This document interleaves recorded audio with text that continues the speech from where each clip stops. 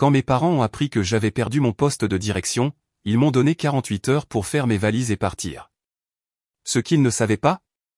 3 jours plus tôt, j'avais discrètement vendu mon entreprise technologique pour 43 millions de dollars. Je m'appelle Natasha Hartley. J'ai 34 ans. En grandissant à Riverside Heights, une modeste banlieue à l'extérieur de Portland, j'ai toujours été la déception. Mon frère aîné, Cameron, était l'enfant prodige. MBA de Harvard, avocat d'affaires, marié à la bonne femme de la bonne famille. Moi? J'étais le mouton noir qui avait abandonné l'école de commerce pour créer une entreprise de logiciels dans mon studio. Mon père, Richard Hartley, était un directeur de banque à la retraite qui mesurait le succès en titres et en salaire. Ma mère, Patricia, était une ancienne agent immobilier qui mesurait la valeur en mètres carrés et en codes postaux. Ensemble, ils ont bâti une vie de confort prévisible et de jugement encore plus prévisible. Quand je leur ai dit, à 26 ans, que je quittais mon emploi stable de marketing dans une entreprise pharmaceutique pour créer ma propre start-up, mon père m'a regardé comme si j'avais annoncé que je rejoignais une secte. « Tu gâches ton avenir, Natasha », avait-il dit, sa voix froide et définitive. « Ne viens pas pleurer chez nous quand cette fantaisie s'effondrera. » Ma mère avait été plus douce, mais non moins dévastatrice. « Ma chérie, tu n'es pas comme ces gens de la Silicon Valley. Tu es normale. Pourquoi ne peux-tu pas simplement être normale? » Mais j'avais une vision. J'avais passé 5 ans à travailler dans le monde de l'entreprise américaine, regardant les entreprises se débattre avec des programmes de bien-être des employés qui ne fonctionnaient pas, des applications de santé mentale que personne n'utilisait, des systèmes de suivi de l'épuisement professionnel qui ressemblaient à de la surveillance. Je savais qu'il y avait une meilleure façon de faire. Alors, je l'ai construite. Mon entreprise s'appelait Mindbridge, une plateforme qui utilisait l'IA pour aider réellement les employés à gérer le stress, à se connecter avec des ressources de santé mentale et à créer des limites plus saines entre vie professionnelle et vie privée, pas une simple case à cocher pour l'entreprise. Une aide réelle. J'y ai tout mis. Mes économies, mon temps, mes relations. J'ai travaillé 18 heures par jour dans cet appartement exigu, vivant de ramen instantané et de café noir pendant que mes parents faisaient des commentaires passifs-agressifs à chaque dîner de famille sur « Quand vas-tu trouver un vrai travail ?» Pendant 8 ans, je me suis battu. J'ai été rejeté par 47 investisseurs avant d'en trouver un qui croyait en ma vision. J'ai embauché une petite équipe de développeurs brillants qui travaillaient pour des actions parce que je ne pouvais pas me permettre de payer les salaires du marché. Nous nous sommes débrouillés. Nous avons pivoté. Nous avons survécu à 3 moments de quasi-mort où j'ai cru que nous allions devoir fermer. Et puis quelque chose de magique s'est produit. Mindbridge a commencé à grandir. Les entreprises voulaient réellement ce que nous avions construit.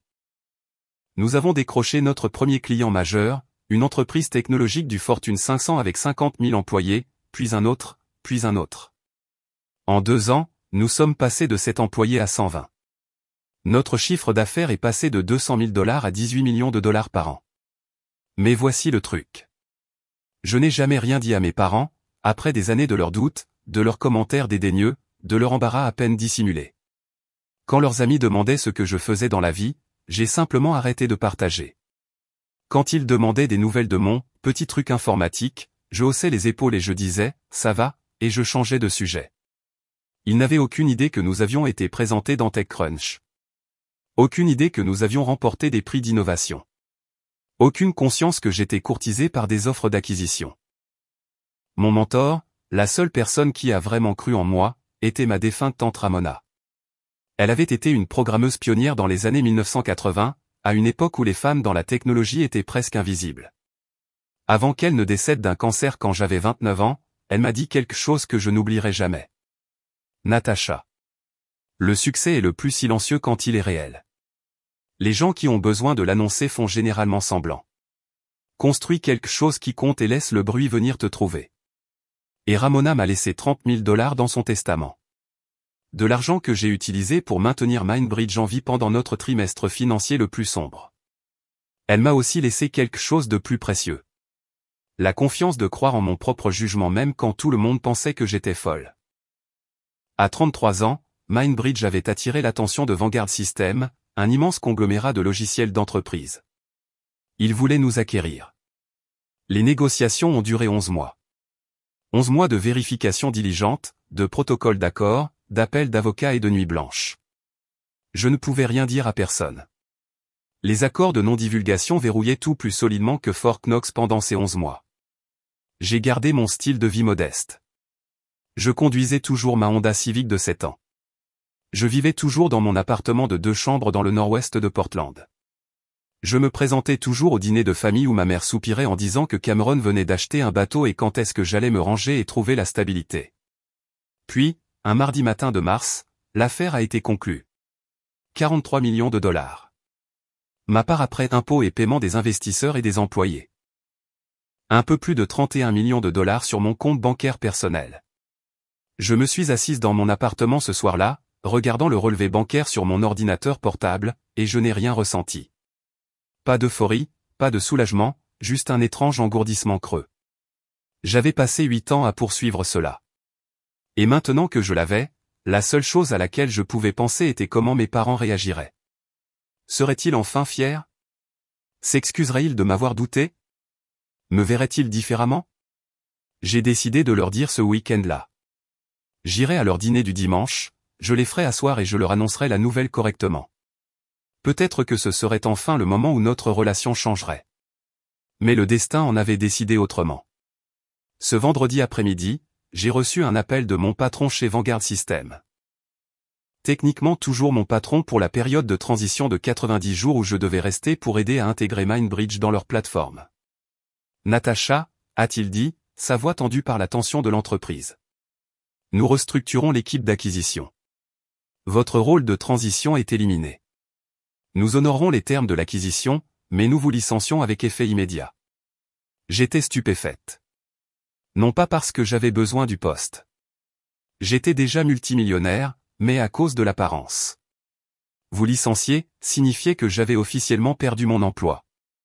Je me suis rendu chez mes parents ce soir-là, prévoyant de tout expliquer, la vente, l'argent, la restructuration.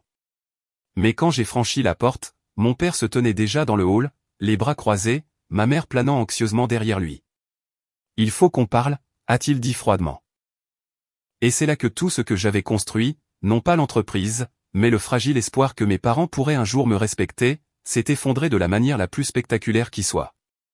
Avant que je vous raconte ce qui s'est passé ce soir-là dans le hall de mes parents, vous devez comprendre toute l'histoire de comment j'en suis arrivé à ce moment, car la vérité est que ma relation avec mes parents était fracturée bien avant que Mindbridge n'existe. J'ai grandi dans un foyer où l'amour était conditionnel. Il était basé sur la réussite, mais seulement le genre de réussite qu'il comprenait. Mon frère Cameron l'a compris très tôt. Il a joué le jeu à la perfection. D'excellentes notes. Capitaine de l'équipe de débat. Acceptation à Harvard, puis à la faculté de droit de Columbia. Il a épousé Pénélope, dont le père possédait une chaîne de concessionnaires automobiles dans l'Oregon et Washington. Ils ont acheté une maison à Lake Oswego avec vue sur l'eau. Ils ont eu 2 enfants parfaits, Aubrey et Mason, qui fréquentaient une école privée. Cameron était le modèle et j'étais le dysfonctionnement. Depuis que je suis jeune, je suis différente. Je posais trop de questions. Je remettais en question les hypothèses. Quand mon conseiller d'orientation au lycée a suggéré que je poursuive des études d'ingénieur, ma mère a ri de l'idée. L'ingénierie, c'est pour un certain type de personne, ma chérie. Tu es plus une personne sociable, peut-être le marketing ou les RH. Alors, je suis allé à l'université d'État de Portland et j'ai étudié le marketing commercial comme une bonne fille le devrait. J'ai eu des notes correctes, pas au niveau de Cameron, mais respectables. Je suis sorti avec des garçons acceptables qui m'ennuyaient à mourir. J'ai décroché ce poste chez Whitman Pharmaceuticals en coordination marketing, et pendant un bref instant, mes parents ont semblé satisfaits. Enfin, avait dit ma mère lors de ma fête de remise des diplômes, tu es sur une voie stable. Mais cette stabilité ressemblait à une suffocation. Chaque jour chez Whitman, je regardais les cadres investir des millions dans des programmes de bien-être des employés que personne n'utilisait réellement. La ligne d'écoute pour la santé mentale qui nécessitait un temps d'attente de 45 minutes. L'application de méditation qui ressemblait à un devoir. Les séminaires obligatoires de gestion du stress qui ne faisaient qu'ajouter plus de stress. Je voyais quelque chose que personne d'autre ne semblait voir. Ces programmes étaient conçus pour cocher des cases, pas pour aider réellement les gens. Et je savais au plus profond de moi que je pouvais construire quelque chose de mieux. Cette certitude venait d'une expérience personnelle. À 27 ans, j'ai fait une dépression. La combinaison d'un environnement de travail toxique, d'une rupture douloureuse et de la pression constante de décevoir ma famille m'a finalement écrasé.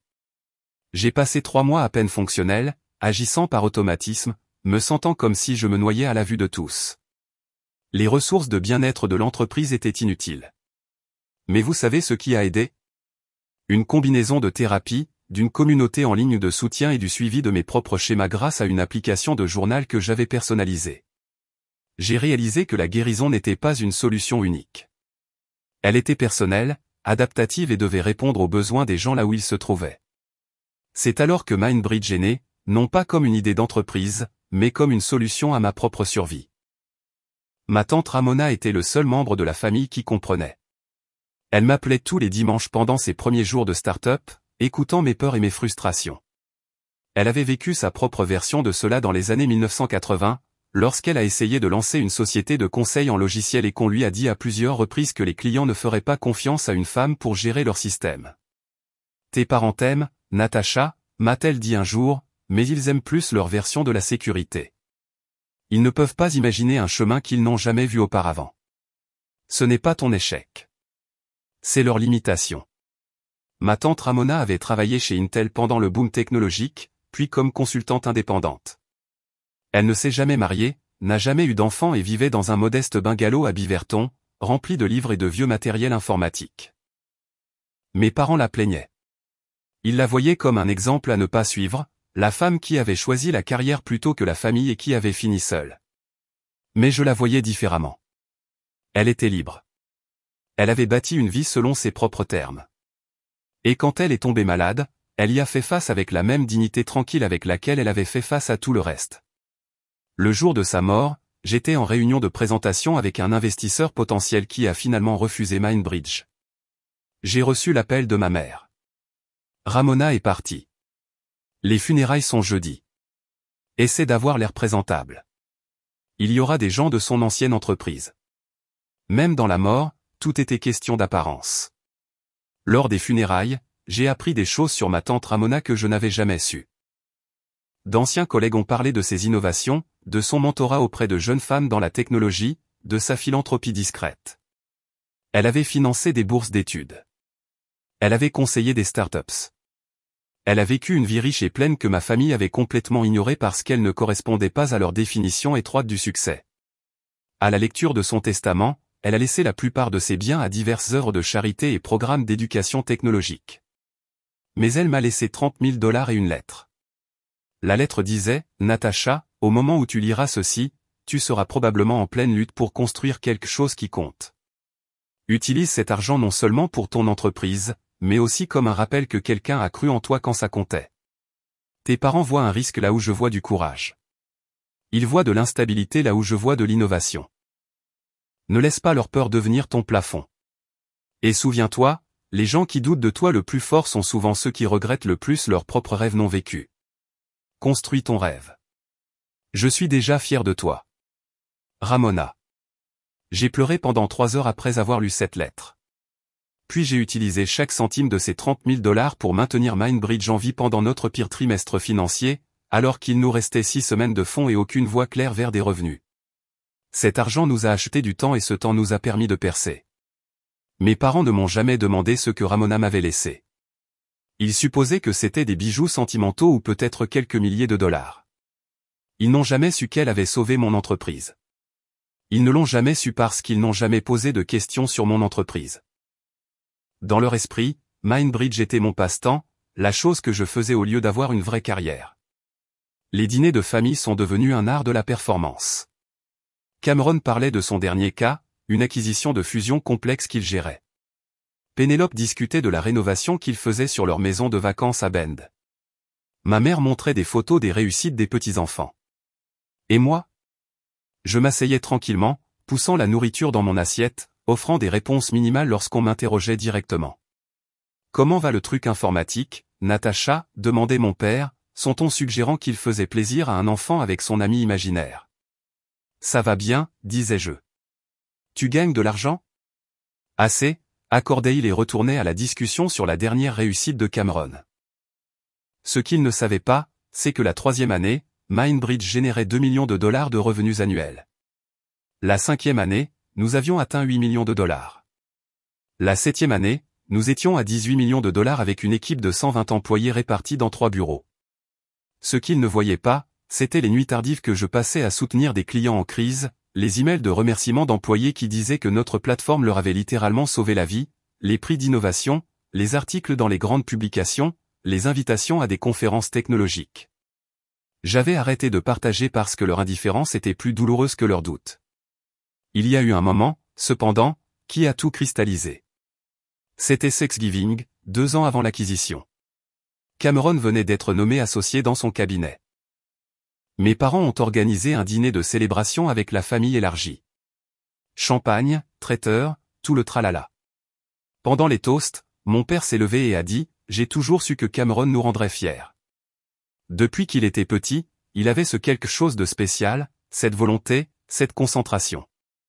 Il est tout ce qu'un parent peut espérer d'un fils. Ma mère rayonnait. Cameron avait l'air humblement approprié. Pénélope s'accrochait à son bras avec adoration. Personne n'a porté un toast à moi. Personne ne m'a même regardé. Je me suis excusé pour aller aux toilettes et j'ai regardé mon reflet, retenant mes larmes. Dans ma poche, mon téléphone a vibré avec une notification par email. Mindbridge venait de conclure un accord avec un réseau hospitalier pour 1,2 million de dollars, notre plus gros contrat à ce jour. Je suis resté là, tenant la preuve de mon succès qui ne signifierait rien pour les gens dans la pièce d'un accent grave côté. Et j'ai pris une décision. J'en avais fini de chercher leur validation. À partir de ce moment, ma vie s'est divisée en 2 mondes.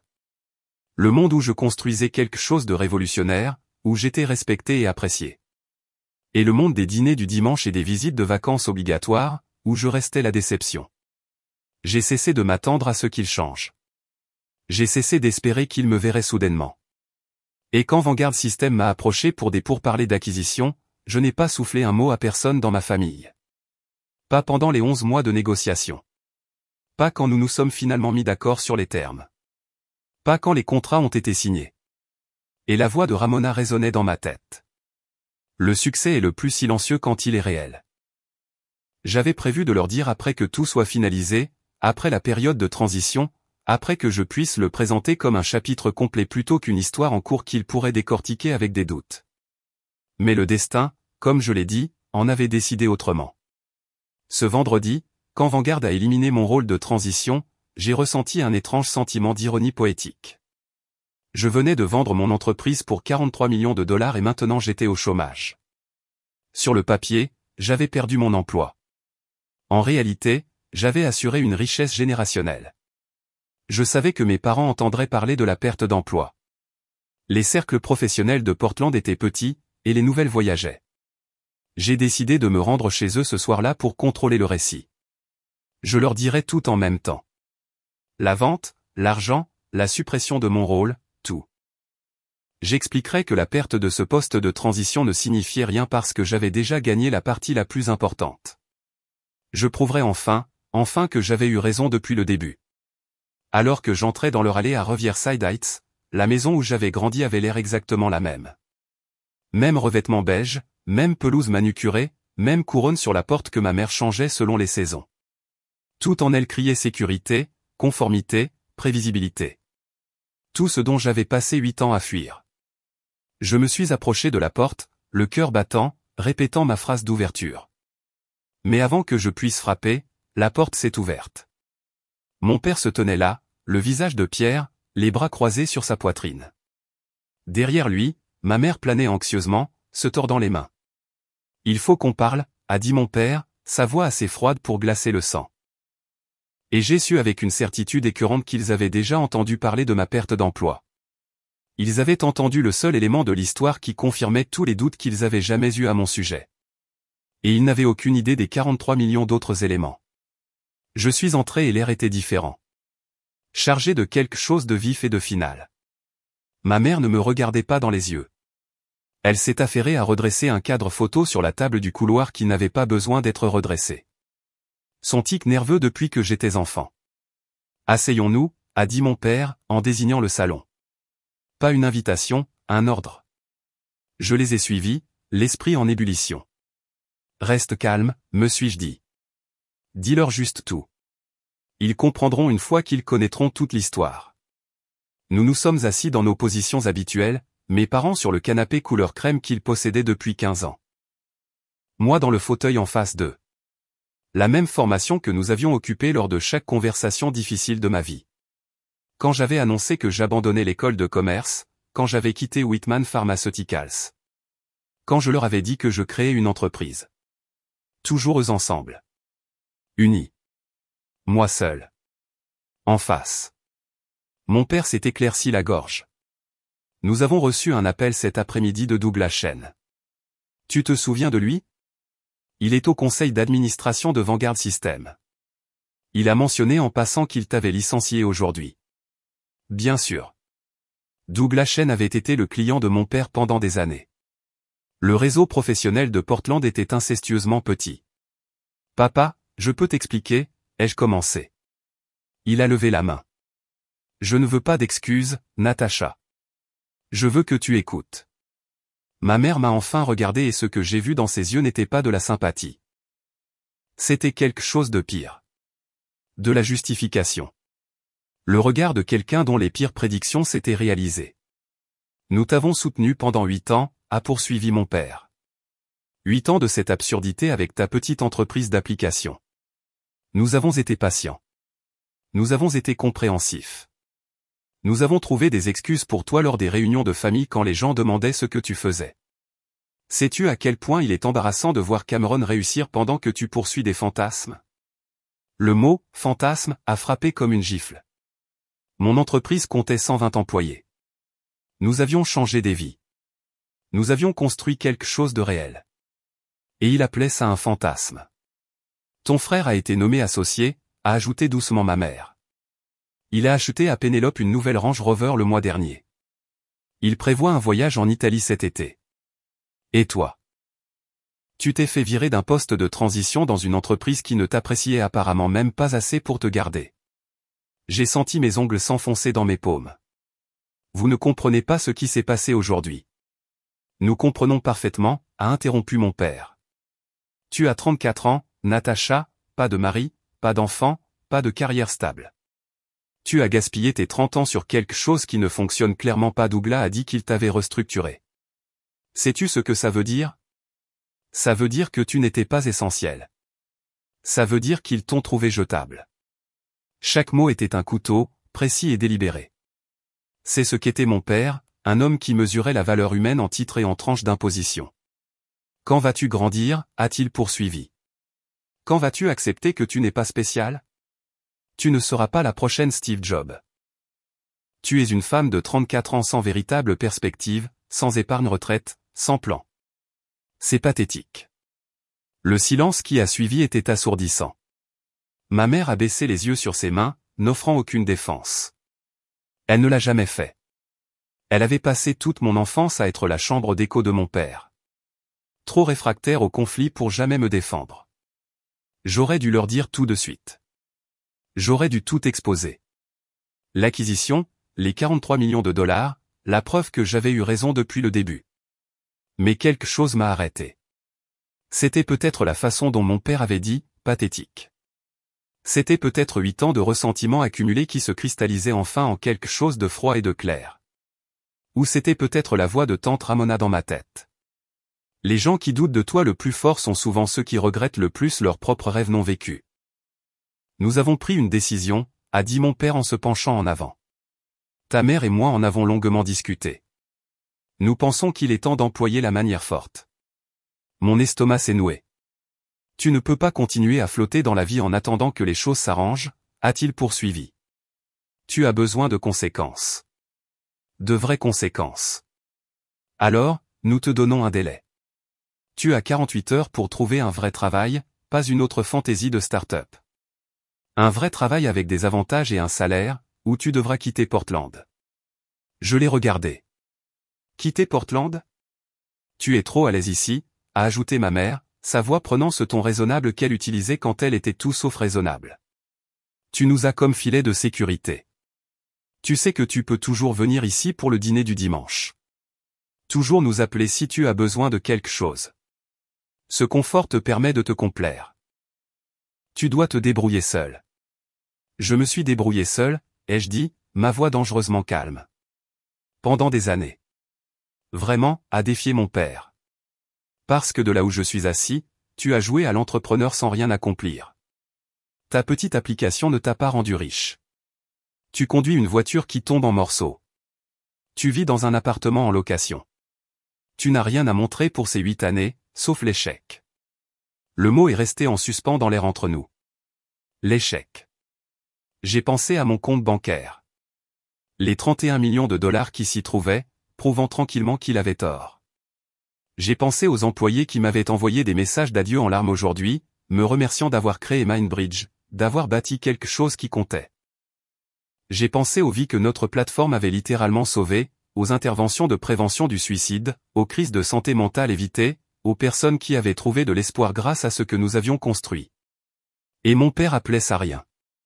Alors voilà ce qui va se passer, a-t-il dit, son ton ne souffrant aucune contestation. Tu vas passer ce week-end à postuler pour de vrais emplois, des postes de marketing, des postes de RH, quelque chose de stable. Si tu ne peux pas produire une offre d'emploi d'ici dimanche soir, tu fais tes valises et tu quittes Portland.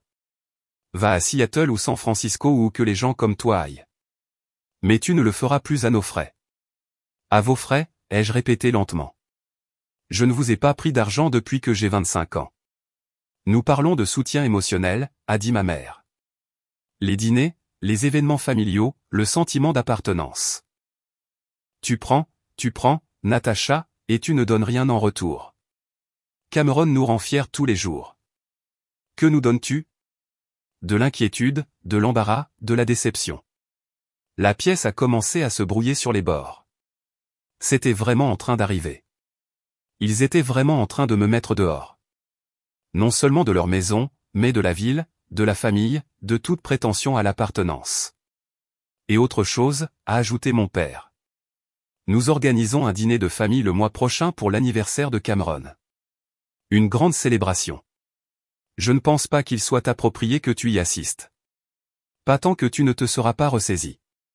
Ce ne serait pas juste pour Cameron que sa célébration soit éclipsée par ta situation. L'anniversaire de mon frère.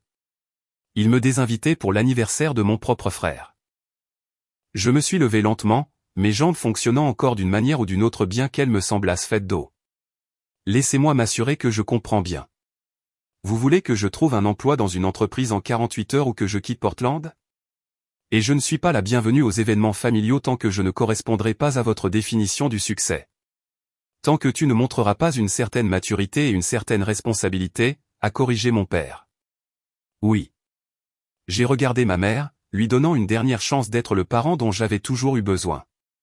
Maman, es-tu d'accord avec ça? Elle n'a de nouveau pas croisé mon regard. Ton père et moi sommes unis sur ce point, ma chérie. C'est pour ton bien. Parfois, les gens qui t'aiment doivent être durs. Amour, elle appelait ça de l'amour. J'ai pris mon sac à main sur la chaise où je l'avais posé.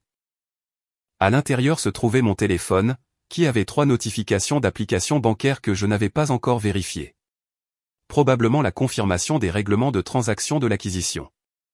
Des millions de dollars affluant sur mes comptes pendant que mes parents me sermonnaient sur le fait d'être un échec. L'ironie était si vive qu'elle a failli me faire rire. D'accord, ai-je simplement dit. Mon père a cligné des yeux, clairement surpris par ma réponse calme. Il s'attendait probablement à des larmes, des disputes ou des supplications. D'accord, c'est tout ce que tu as à dire? Qu'y a-t-il d'autre à dire, ai-je demandé. Vous vous êtes exprimé très clairement. Vous pensez que je suis une déception. Vous pensez que je suis pathétique. Vous pensez que 8 ans de ma vie ont été gaspillés. Vous voulez que je me conforme ou que je disparaisse. Je comprends. Natacha, ne sois pas dramatique, a commencé ma mère. Je ne suis pas dramatique, ai-je dit, ma voix étrangement stable. Je suis clair. Vous m'avez donné 48 heures et un ultimatum. Je vous ai entendu. Y a-t-il autre chose? Mon père s'est levé, bombant le torse. Nous faisons cela parce que nous nous soucions de toi. Un jour, tu comprendras. Je l'ai regardé un long moment. Vraiment regardé. Richard Hartley, directeur de banque à la retraite. Un homme qui avait passé toute sa vie à suivre des règles, à gravir les échelons, à chercher l'approbation de ses supérieurs. Un homme qui avait atteint le sommet de sa modeste montagne et avait décidé que c'était la seule montagne qui valait la peine d'être gravie. Un homme qui ne comprendrait jamais, jamais que certaines personnes étaient faites pour créer leur propre montagne. Au revoir, papa, ai-je dit tranquillement. Je me suis dirigé vers la porte et ma mère a appelé derrière moi. Natacha, attends. Où vas-tu? Je me suis retourné.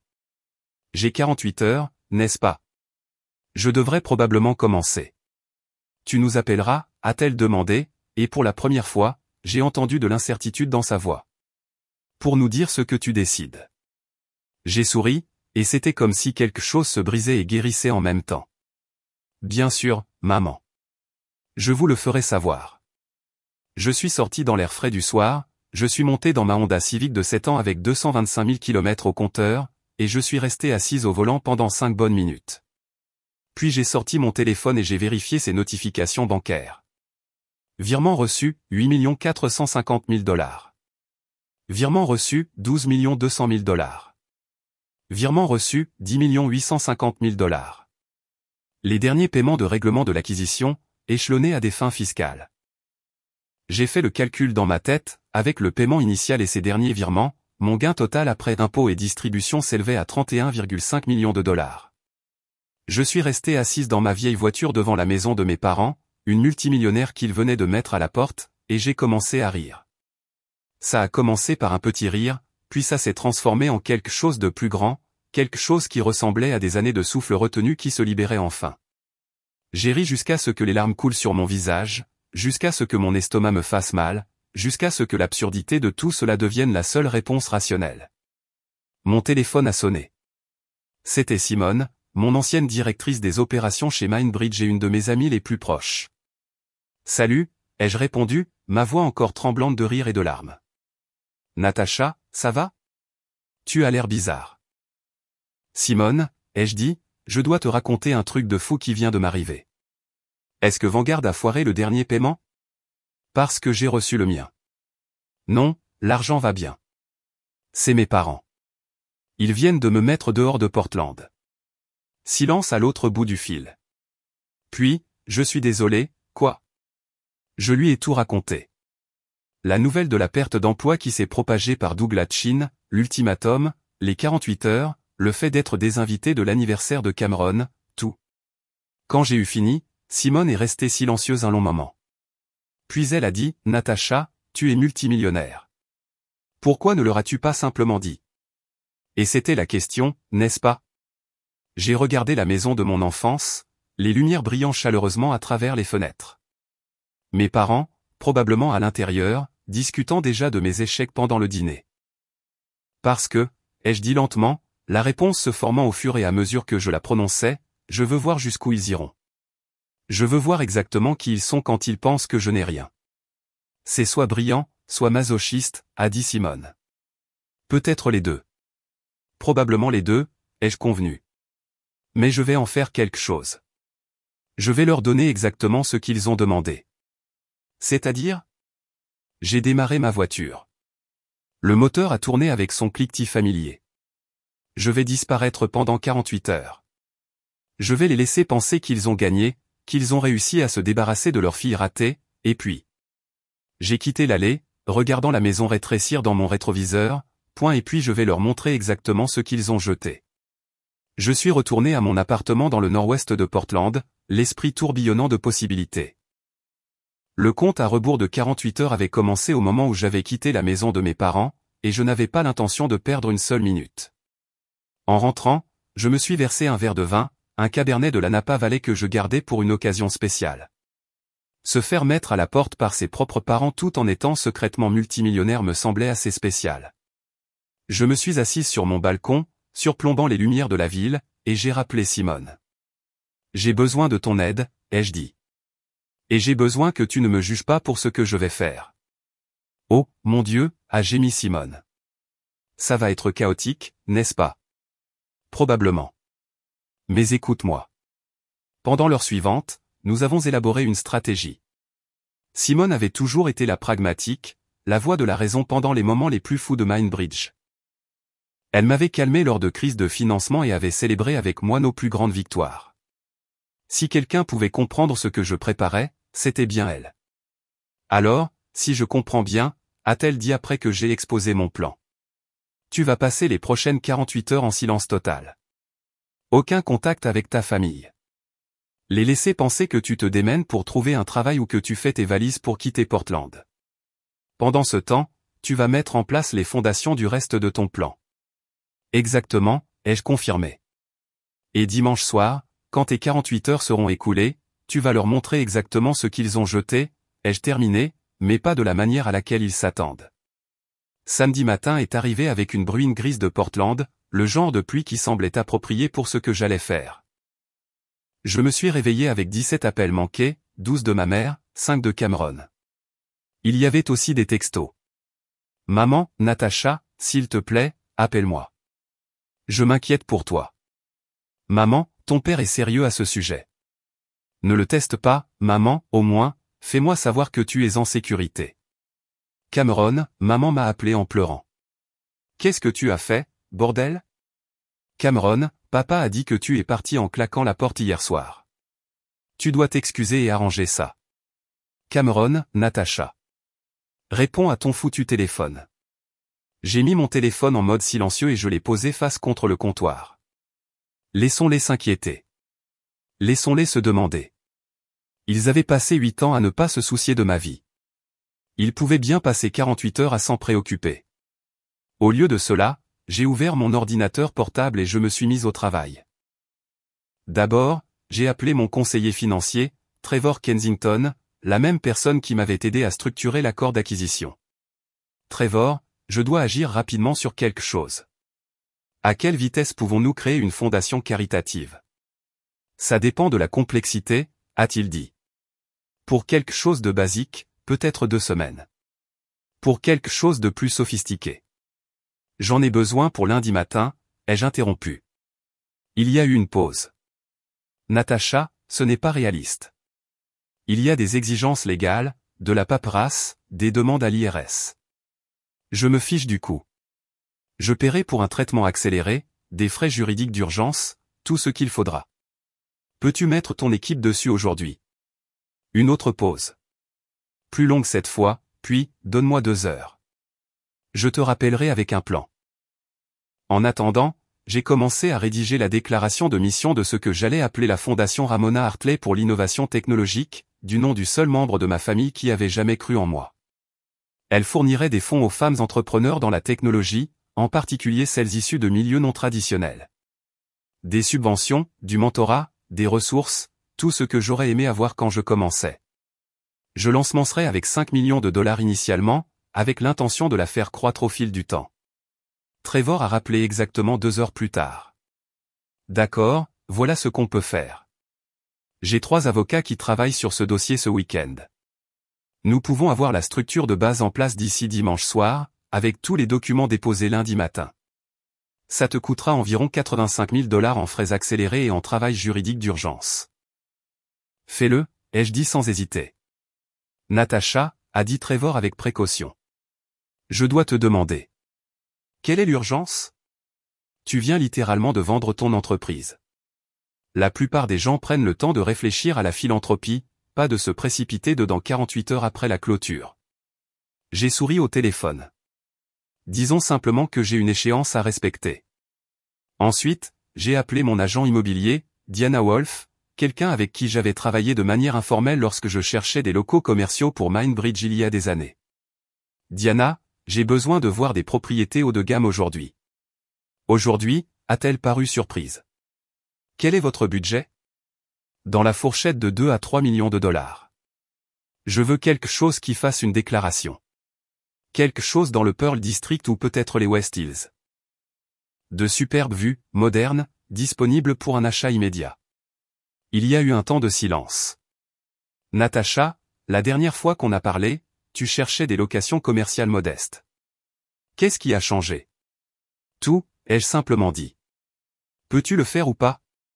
Je peux avoir une liste prête dans 1 heure, a-t-elle dit, sa voix passant en mode professionnel à grande vitesse. Quand veux-tu commencer les visites? Cet après-midi à 14 heures, je visitais un superbe penthouse de 3 chambres dans le Pearl District. Des fenêtres du sol au plafond donnant sur la ville. Des parquets en bois franc. Une cuisine qui semblait sortir d'un magazine d'architecture.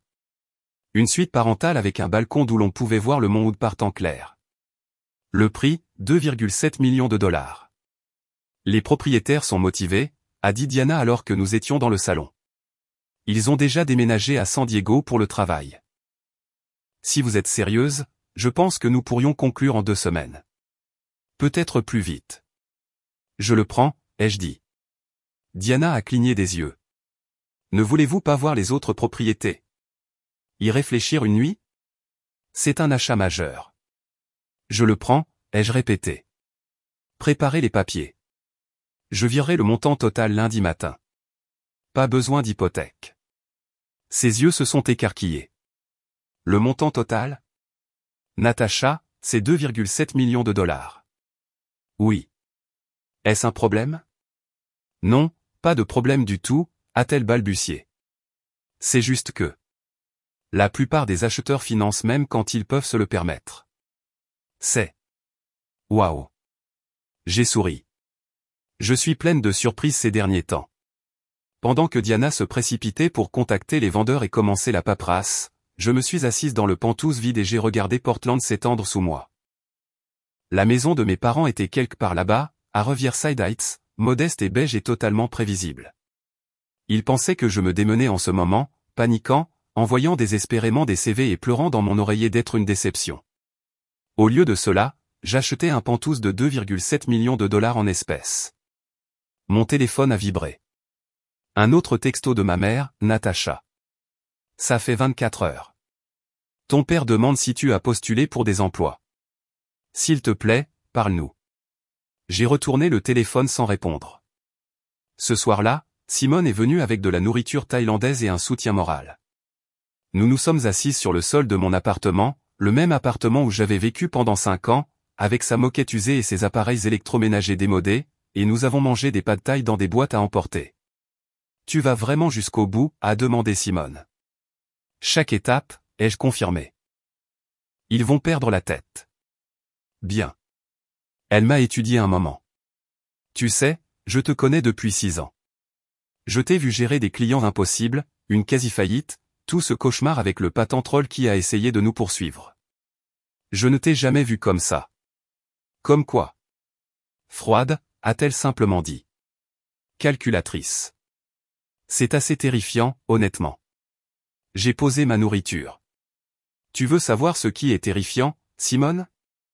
J'ai vendu mon entreprise pour 43 millions de dollars. J'ai accompli quelque chose dont la plupart des entrepreneurs ne rêvent que. Et la réponse de mes parents a été de me traiter de pathétique et de me mettre dehors de leur vie. Pas parce que j'ai échoué, parce qu'ils pensent que j'ai échoué. Ils n'ont même pas posé de questions. Ils ont juste supposé le pire et ont décidé que je ne valais pas la peine d'être gardé. Je sais, a dit doucement Simone. Ma mère m'a appelé 12 fois en 24 heures. Tu sais combien de fois elle m'a appelé pendant les 8 ans où je construisais Mindbridge? Peut-être 20 fois au total. Et la plupart de ces appels étaient pour m'inviter à des dîners de famille où ils pouvaient m'ignorer. Mais maintenant qu'ils pensent que je suis en crise, maintenant qu'ils pensent qu'ils ont gagné, soudain ils s'inquiètent. Alors, c'est pour leur prouver qu'ils ont tort? J'ai secoué la tête. Non, c'est pour leur prouver qu'ils sont hors de propos. Il y a une différence. Nous avons mangé en silence pendant un moment. Puis Simone a dit, que vas-tu faire à propos de Cameron? J'avais évité de penser à mon frère. Cameron, qui m'avait appelé 5 fois, mais n'avait pas une seule fois demandé si j'allais bien, seulement exigé que je m'excuse auprès de nos parents.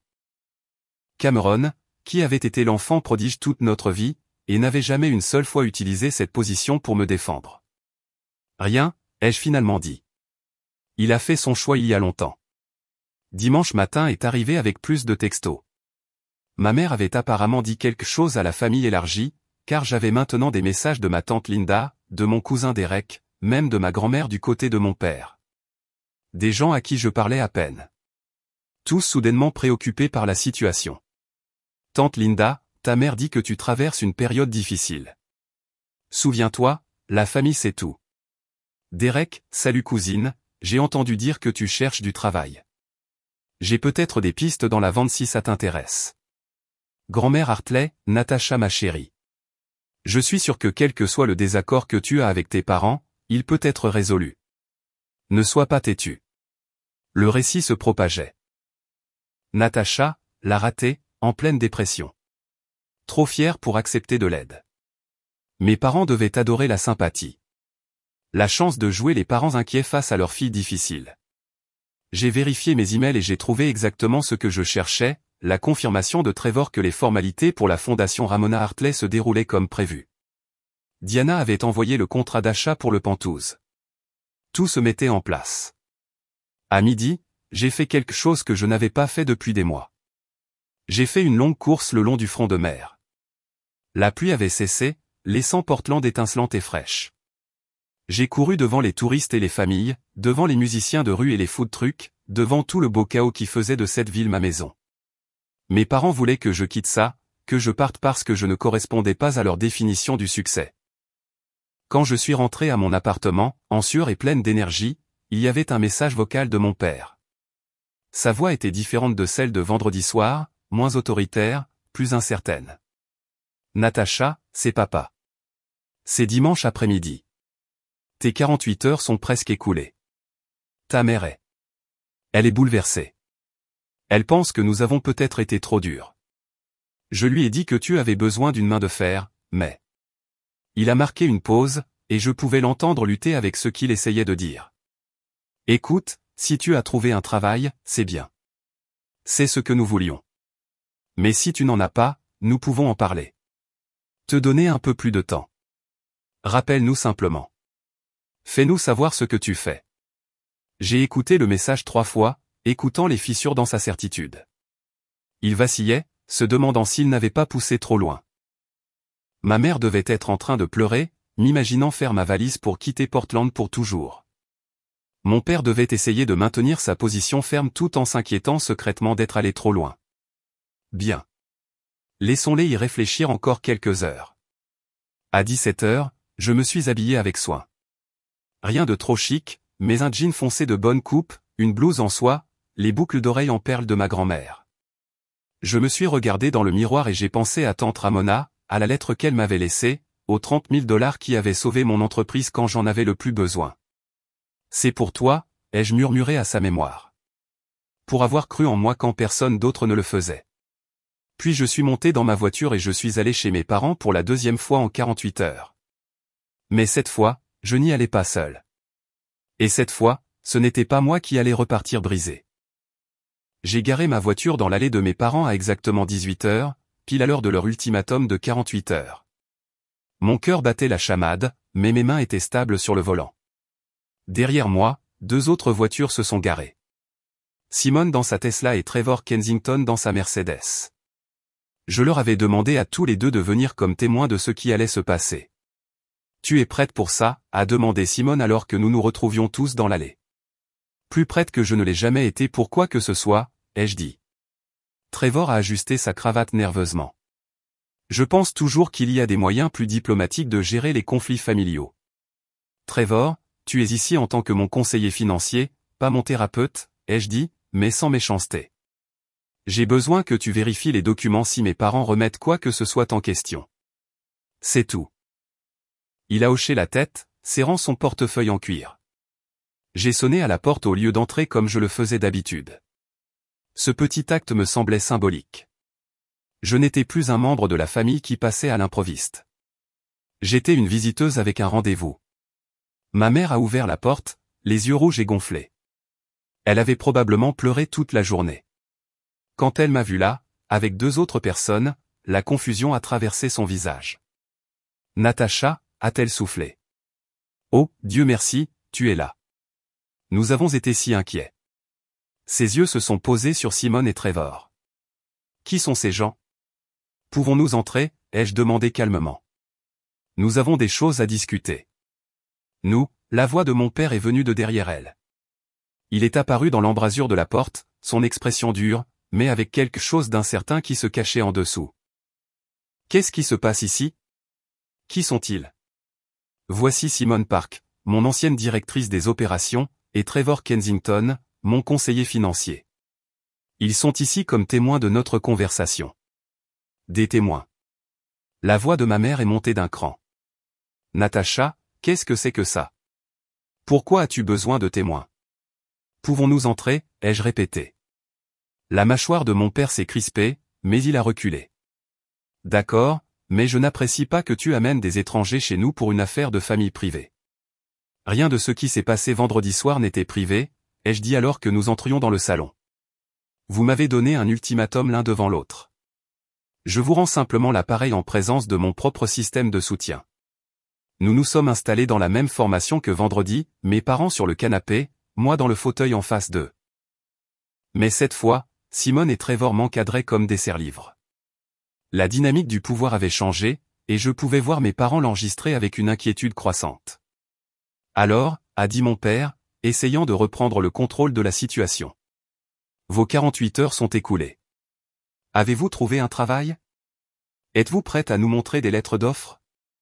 J'ai souri. Je n'ai pas trouvé de travail, papa. Ma mère a poussé un petit cri blessé. Oh, Natacha, nous t'avions dit ce qui arriverait si. Laissez-moi finir, ai-je interrompu doucement. Je n'ai pas trouvé de travail parce que je n'en ai pas cherché. Le silence qui a suivi était profond. Vous n'avez pas cherché? Le visage de mon père devenait rouge. Vous vous moquez de moi? Nous vous avons donné une date limite claire, une exigence claire, et vous l'avez simplement ignorée. C'est exactement le genre d'irresponsabilité.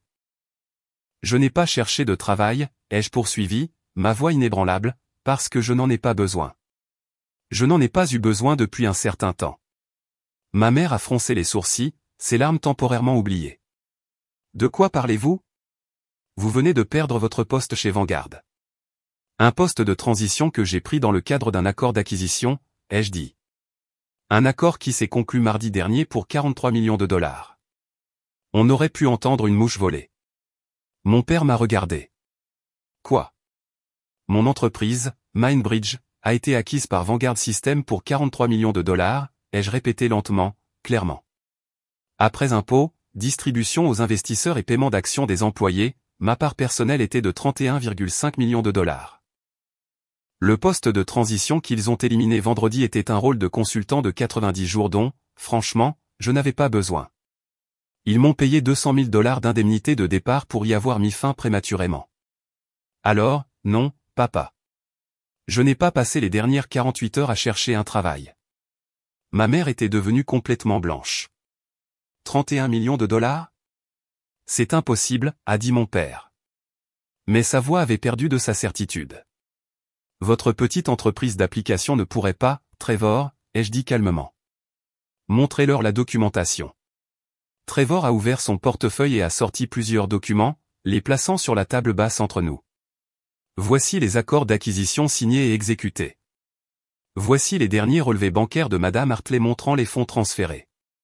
Et voici une lettre de Vanguard Systems confirmant les détails de la transaction. Tout est vérifiable et légal. Mes parents ont regardé les papiers comme s'ils étaient écrits dans une langue étrangère. Mais vous? A commencé ma mère, sa main tremblante alors qu'elle tendait la main vers les documents, sans tout à fait les toucher. Vous conduisez une vieille Honda. Vous vivez dans ce petit appartement. Vous n'avez jamais rien dit à ce sujet. Parce que vous n'avez jamais demandé, ai-je simplement dit. Pendant 8 ans, vous avez supposé que mon entreprise échouait parce que je ne vivais pas comme Cameron. Vous avez mesuré mon succès à ma voiture et à mon code postal au lieu de poser une seule question de fond sur ce que je construisais réellement. Vous nous avez menti, a dit mon père, s'accrochant à la supériorité morale. Vous avez gardé ce secret. J'ai gardé mon entreprise privée, ai-je corrigé, ce que tout entrepreneur responsable fait lors des négociations d'acquisition. J'étais sous des accords de non-divulgation. Je ne pouvais rien dire à personne, y compris à la famille. Mais même avant cela, j'ai arrêté de partager parce que chaque fois que j'essayais de parler de Mindbridge, vous le rejetiez.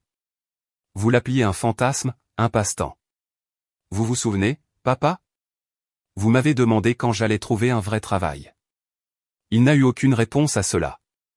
Alors, quand Douglas Chin vous a appelé vendredi pour mentionner que Vanguard m'avait licencié, vous n'avez pas demandé de contexte. Vous n'avez pas demandé ce que j'avais fait chez Vanguard ou pourquoi j'y étais.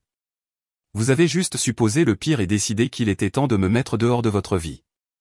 Nous ne vous avons pas mise dehors, a protesté faiblement ma mère. Nous essayons de vous aider. En me donnant 48 heures pour trouver un travail ou quitter Portland, ai-je demandé. En me désinvitant de l'anniversaire de Cameron, en me traitant de pathétique et en me disant que je n'avais rien à montrer pour 8 ans de travail? Ce n'est pas de l'aide, maman. C'est de la cruauté. Simone est intervenue pour la première fois. Pour information, M et Madame Hartley, Mindbridge a servi plus de 200 000 employés dans 47 entreprises. Lorsque nous avons été acquis, nous avons remporté le prix Tech Innovate en 2023. Nous avons été présentés dans Forbes, TechCrunch et le Wall Street Journal. Natasha a pris la parole lors de 3 grandes conférences de l'industrie l'année dernière. Elle a construit quelque chose d'extraordinaire pendant que vous pensiez qu'elle échouait. Le visage de mon père était passé du rouge au cendré. Il a de nouveau regardé les documents, puis moi, puis de nouveau les papiers. Pourquoi ne nous l'as-tu pas dit avant? Je veux dire, si tu réussissais si bien. Parce que je voulais voir qui vous étiez vraiment, ai-je dit. Et c'était la partie que j'avais préparée. Je voulais voir ce que vous feriez quand vous pensiez que je n'avais rien. Et vous m'avez montré exactement qui vous êtes. Vous êtes des gens qui ne valorisent que le succès que vous pouvez comprendre. Vous êtes des gens qui confondent la conformité avec le caractère. Et vous êtes des gens qui abandonneront leur propre fille au moment où elle ne correspondra pas à votre définition étroite de l'acceptable. Ce n'est pas juste, a murmuré ma mère, les larmes recommençant à couler. Nous t'aimons. Vraiment, ai-je demandé tranquillement. Parce que j'ai passé toute ma vie d'adulte à essayer de mériter cet amour, à essayer d'être assez, à essayer de vous rendre fier. Et au moment où vous avez pensé que j'avais échoué, vous m'avez jeté. Ce n'est pas de l'amour, maman. Je ne sais pas ce que c'est. Mais ce n'est pas de l'amour. Le silence est tombé dans la pièce, à l'exception des pleurs silencieux de ma mère. Trevor s'est éclairci la gorge. Il y a plus. Si vous êtes prête, Natasha. J'ai hoché la tête. Montrez-leur les documents de la fondation. Il a sorti un autre jeu de documents. Mademoiselle Hartley a créé la fondation Ramona Hartley pour l'innovation technologique, du nom de sa défunte tante. Elle lance avec 5 millions de dollars initialement. La fondation fournira des subventions, du mentorat et des ressources aux femmes entrepreneurs dans la technologie, en particulier celles issues de milieux non traditionnels. Tante Ramona? A dit ma mère, confuse. Pourquoi la nommerais-tu d'après elle? Parce qu'elle était la seule personne dans cette famille qui a cru en moi, ai-je dit. Elle m'a donné 30 000 dollars quand j'en avais le plus besoin. Cet argent a maintenu Mindbridge en vie pendant notre pire trimestre financier. Elle m'a laissé une lettre me disant de construire mon rêve et de ne pas laisser vos peurs devenir mon plafond. Alors, oui, je la nomme d'après elle. Elle mérite d'être rappelée comme quelqu'un qui a élevé les gens au lieu de les rabaisser. Mon père traitait toujours l'information, son cerveau de banquier analytique essayant de rattraper son retard. Vous donnez 5 millions de dollars. Juste comme ça.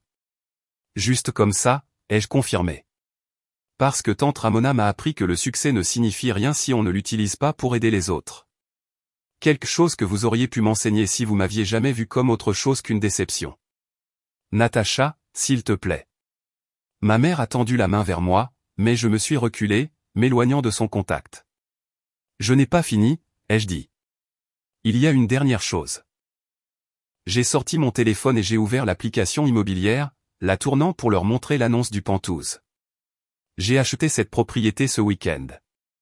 2,7 millions de dollars, payés en totalité. Je finalise l'achat dans 10 jours. C'est dans le Pearl District, 3 chambres, des vues incroyables. J'y emménagerai depuis mon appartement pathétique. Ma mère a regardé les photos. Vous avez acheté une maison de 2,7 millions de dollars en 2 jours. Quand on a 31 millions de dollars en banque, on peut prendre des décisions rapidement, ai-je dit. Le fait est que je ne quitte pas Portland. C'est ma ville. J'ai construit mon entreprise ici. J'ai des amis ici. J'ai une vie ici. Et je ne vais pas vous laisser me chasser parce que vous ne pouvez pas gérer votre propre honte.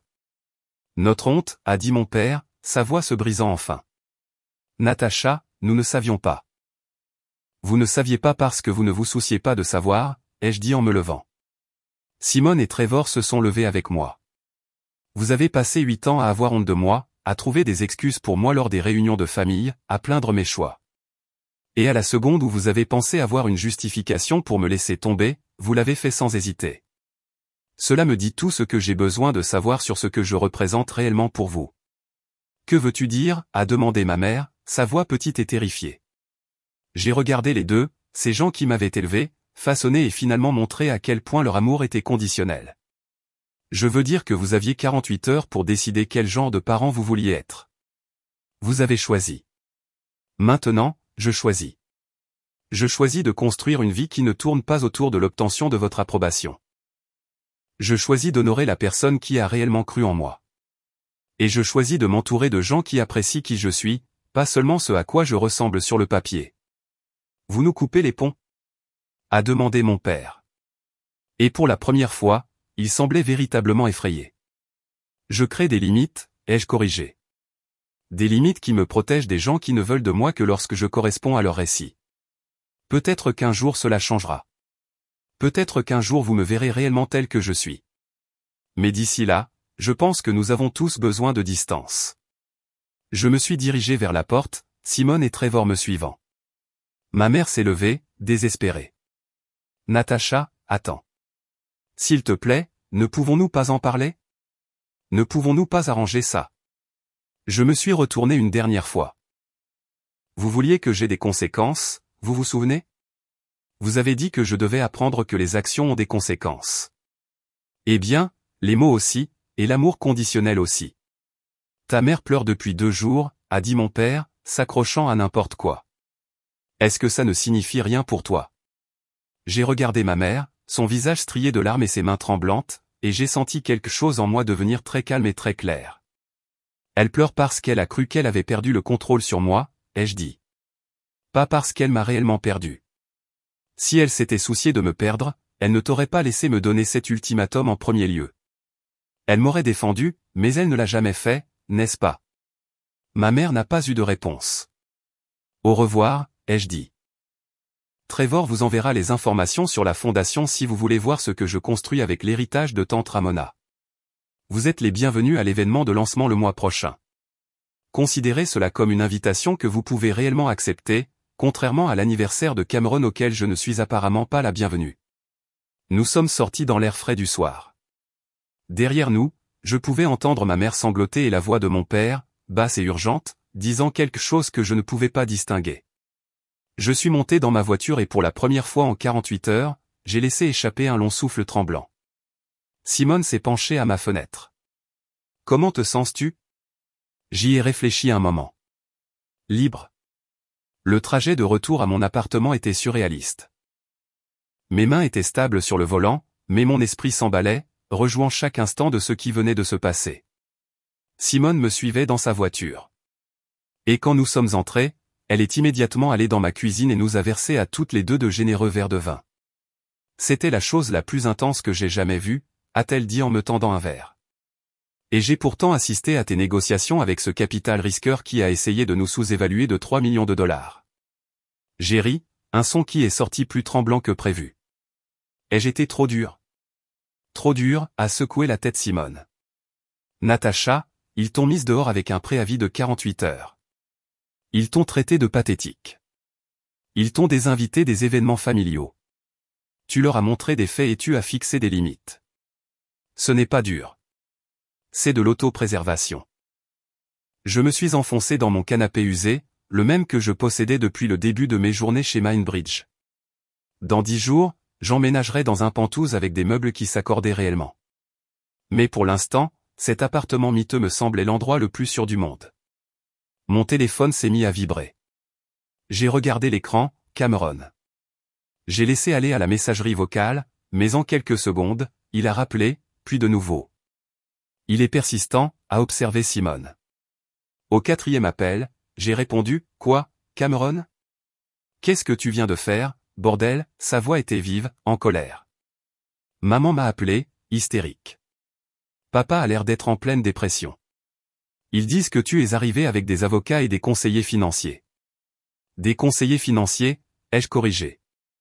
Pas des avocats, cependant. Je peux comprendre pourquoi ils confondraient les deux, vu la documentation impliquée. Ne fais pas l'innocente, Natacha.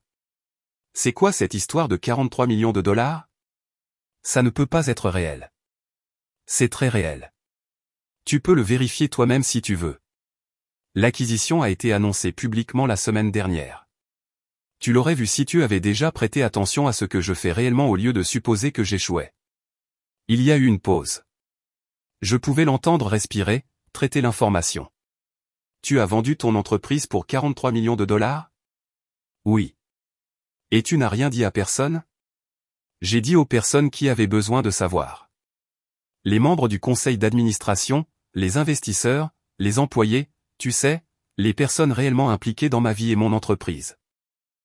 Nous sommes ta famille, a-t-il dit, et il y avait quelque chose de blessé dans sa voix qui m'a presque fait me sentir coupable. Presque. Vraiment, ai-je demandé tranquillement. Parce que la famille ne se désinvite généralement pas des fêtes d'anniversaire, ne donne pas d'ultimatum ou ne se traite pas de raté pathétique. Je n'ai fait aucune de ces choses. Non, mais tu ne les as pas empêchés non plus. Tu m'as appelé 5 fois ce week-end, Cameron. 5 fois. Pas une seule fois tu n'as demandé si j'allais bien. Pas une seule fois tu n'as remis en question si maman et papa pouvaient avoir tort. Tu m'as juste dit de m'excuser et d'arranger ça, comme si j'étais le problème. Silence. Savais-tu qu'ils allaient me mettre dehors, ai-je demandé. Non, a-t-il finalement dit. Maman m'a appelé vendredi soir après ton départ. Elle était bouleversée. Elle a dit que tu avais été irrespectueuse. Papa parlait d'amour vache. Je pensais. Il s'est interrompu. Tu pensais que je le méritais, ai-je terminé pour lui. Je pensais que tu avais des difficultés depuis des années et que ce serait peut-être un signal d'alarme, a-t-il admis. Je ne savais pas pour l'entreprise, pour rien de tout ça. Natacha, pourquoi ne me l'as-tu pas dit? J'ai ri amèrement. Quand aurais-je dit, Cameron? Au dîner du dimanche où tu parlais de tes affaires, de ton bateau et de ta maison de vacances pendant que tout le monde m'ignorait? Aux événements familiaux où j'étais l'embarras que vous deviez tous expliquer? Quand exactement étais-je censé partager que je réussissais réellement? Ce n'est pas juste. Vraiment? Dis-moi la dernière fois que tu m'as posé une vraie question sur ma vie. Pas un dédaigneux comment va le truc informatique, mais une vraie question sincère sur ce que je construisais ou comment j'allais. Le silence s'est étiré si longtemps que j'ai cru qu'il avait raccroché. Je ne peux pas, a-t-il finalement dit, sa voix petite. Je sais, ai-je dit. Et c'est ça le problème. Tu as été si à l'aise d'être l'enfant prodige que tu n'as jamais remarqué que tu avais une sœur qui se noyait dans ton ombre. Je n'ai jamais voulu ça. Mais tu en as bénéficié, ai-je interrompu. Chaque fois que maman et papa te louaient, c'était en contraste avec moi. Chaque fois qu'ils célébraient tes réussites, c'était avec le soulagement qu'au moins un de leurs enfants avait bien tourné. Tu as construit ton piédestal sur ma diminution. Que tu l'aies voulu ou non. Je pouvais l'entendre lutter avec cette vérité. Cameron était une bonne personne, fondamentalement. Il n'était pas cruel ou malveillant.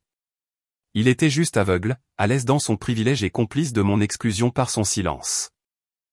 Que se passe-t-il maintenant, a-t-il demandé. Maintenant, j'emménage dans mon nouvel appartement. Je lance ma fondation. Je construis une vie qui ne nécessite pas l'approbation de tes parents. Tes parents? Pas nos parents? Je ne sais plus ce qu'ils sont pour moi, ai-je dit honnêtement. Mais je sais que j'en ai fini d'essayer de gagner ma place à une table qui n'a jamais vraiment été dressée pour moi. Natacha. Je dois y aller, Cameron. Prends soin de toi. J'ai raccroché avant qu'il ne puisse répondre. Simone m'avait observé tout au long de la conversation, et maintenant elle a levé son verre. Aux dynamiques familiales toxiques et au courage de s'en éloigner. Nous avons trinqué et j'ai bu profondément. Au cours des jours suivants, les retombées se sont propagées dans la famille comme une traînée de poudre. Mon téléphone est devenu un flux constant de notifications, d'appels, de textos, de messages vocaux de parents à qui j'avais à peine parlé depuis des années, tous soudainement très intéressés par le drame. Tante Linda, j'ai entendu parler du malentendu avec tes parents. Je suis sûr que tout n'est qu'un grand malentendu. Pouvons-nous parler? Cousin Derek, putain, tu es riche. Peux-tu investir dans la start-up de mon ami? Oncle Paul, ta mère est dévastée. Quoi qu'il soit arrivé, tu dois arranger ça. Même ma grand-mère Hartley a appelé, sa voix chevrotante d'âge et de jugement. Natacha, j'ai élevé ton père pour qu'il valorise la famille par-dessus tout. Quel que soit l'argent que tu as, il ne te donne pas le droit de déchirer cette famille. Je n'ai pas répondu à la plupart d'entre eux. Les quelques-uns à qui j'ai répondu ont reçu des versions du même message. C'est entre moi et mes parents. Veuillez respecter notre vie privée. Mais la vie privée était impossible. Mercredi, quelqu'un, probablement tante Linda, avait répandu l'histoire dans son cercle social. J'ai commencé à recevoir des messages de personnes avec qui j'étais allé au lycée, d'anciens collègues de Whitman Pharmaceuticals, même d'un journaliste du Portland Business Journal demandant à m'interviewer sur l'acquisition de Mindbridge. À ce dernier, j'ai répondu. Si l'histoire devait devenir publique de toute façon, autant contrôler le récit. L'interview a été publiée vendredi matin avec le titre « L'entrepreneur technologique de Portland », une sortie à 43 millions de dollars met en lumière les femmes dans la technologie. L'article détaillait le parcours de Mindbridge, l'acquisition et mes projets pour la fondation Ramona Hartley. C'était professionnel, factuel et ne faisait aucune mention de mon drame familial, mais la communauté des affaires l'a remarqué. Vendredi après-midi, j'avais des messages LinkedIn d'autres fondatrices, des félicitations d'anciens clients et 3 capital risqueurs différents me demandant si j'étais intéressé par l'investissement providentiel. Ce soir-là, j'ai rencontré Simone pour dîner dans un restaurant haut de gamme du Pearl District. Le genre d'endroit que j'avais toujours évité auparavant parce que je le trouvais trop cher, trop prétentieux. Mais les choses étaient différentes maintenant. J'étais différente maintenant. Tu es tendance sur le Twitter Tech de Portland, a dit Simone en me montrant son téléphone. Regarde ce fil. J'ai fait défiler des dizaines de tweets célébrant la sortie de Mindbridge, louant mon travail, et surtout plusieurs de femmes entrepreneurs me remerciant d'avoir prouvé que c'était possible. Un tweet disait « Natacha Hartley a bâti une entreprise de 43 millions de dollars pendant que tout le monde doutait d'elle. C'est l'énergie que j'emporte en 2025. Tu deviens une héroïne populaire », a taquiné Simone. Je voulais juste construire quelque chose de significatif, ai-je dit. Tu l'as fait. Et maintenant tout le monde le sait. Elle a marqué une pause. Tes parents ont-ils vu l'article?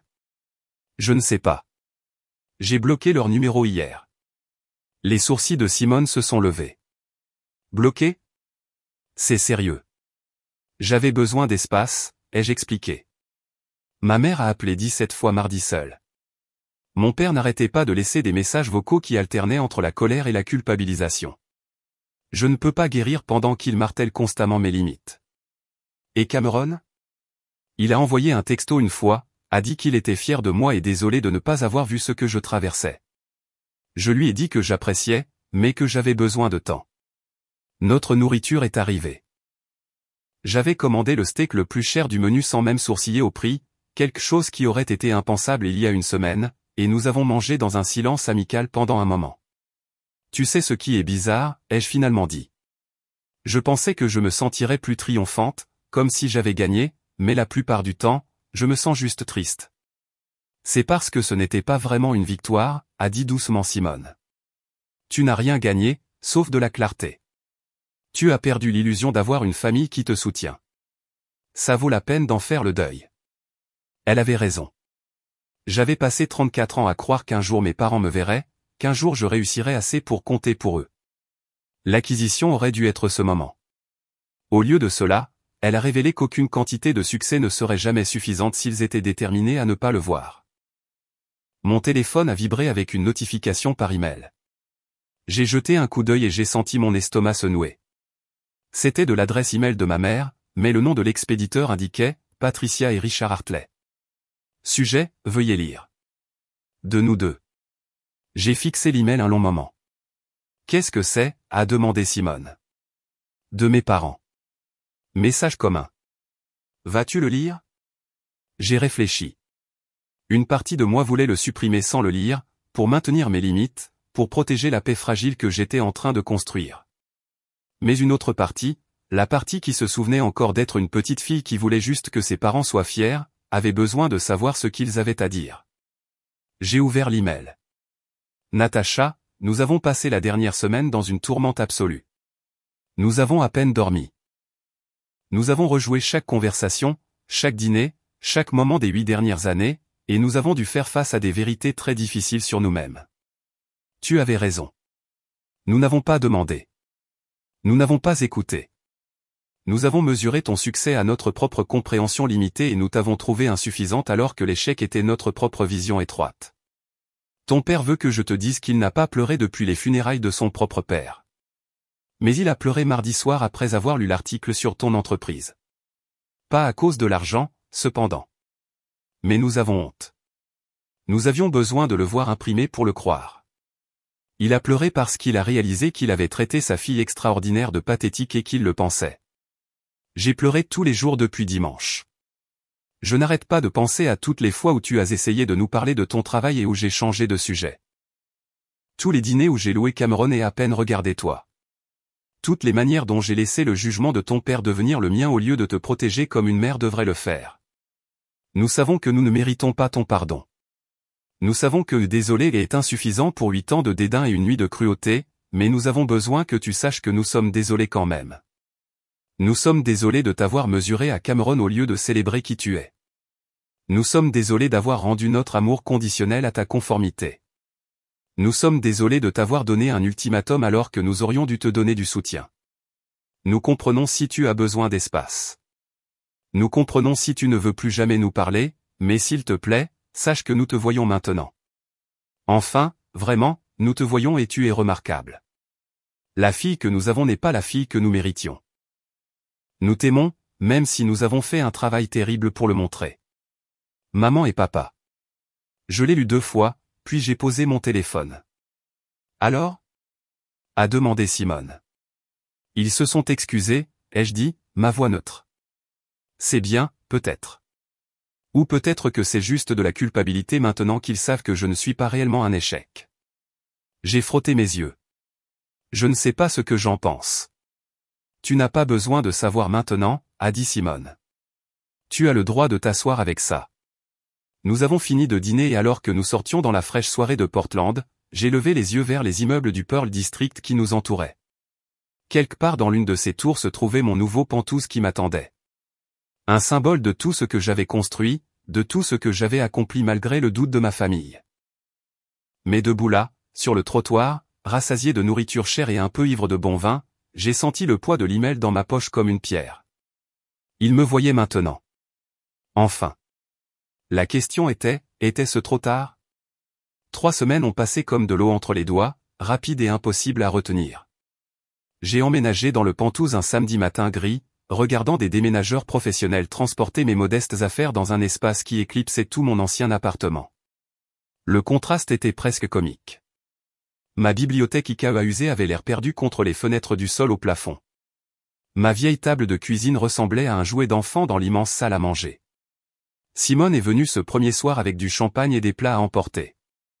Nous nous sommes assises sur le parquet de mon salon vide, entouré de boîtes, regardant la ligne d'horizon de Portland scintiller sous nous. Ça ne semble pas encore réel, ai-je admis. Donne-lui le temps, a-t-elle dit. Tu as vécu en mode survie pendant 8 ans. Ton cerveau a besoin de temps pour rattraper le fait que tu as réussi. Je n'avais pas répondu à l'email de mes parents, n'avais pas débloqué leur numéro, n'avais pas contacté Cameron au-delà d'un bref texto le remerciant pour son message. J'existais dans un étrange entre-deux.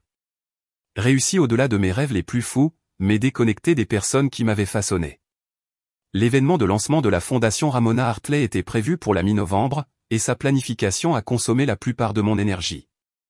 J'avais embauché un coordinateur d'événements, un directeur des communications et je travaillais avec Trevor pour finaliser les critères de subvention et le processus de candidature. La fondation ouvrirait officiellement ses candidatures en janvier, mais l'événement de lancement annoncerait notre mission et présenterait le conseil que j'avais réuni, 5 femmes accomplies dans la technologie, qui avaient accepté de m'aider à construire quelque chose de significatif. Le travail est devenu mon refuge. Je me suis jeté dans la planification de la fondation avec la même intensité que j'avais autrefois mise dans Mindbridge. C'était plus facile que de m'asseoir avec les émotions compliquées qui tourbillonnaient autour de ma famille. Mais l'évitement ne fonctionne qu'un temps.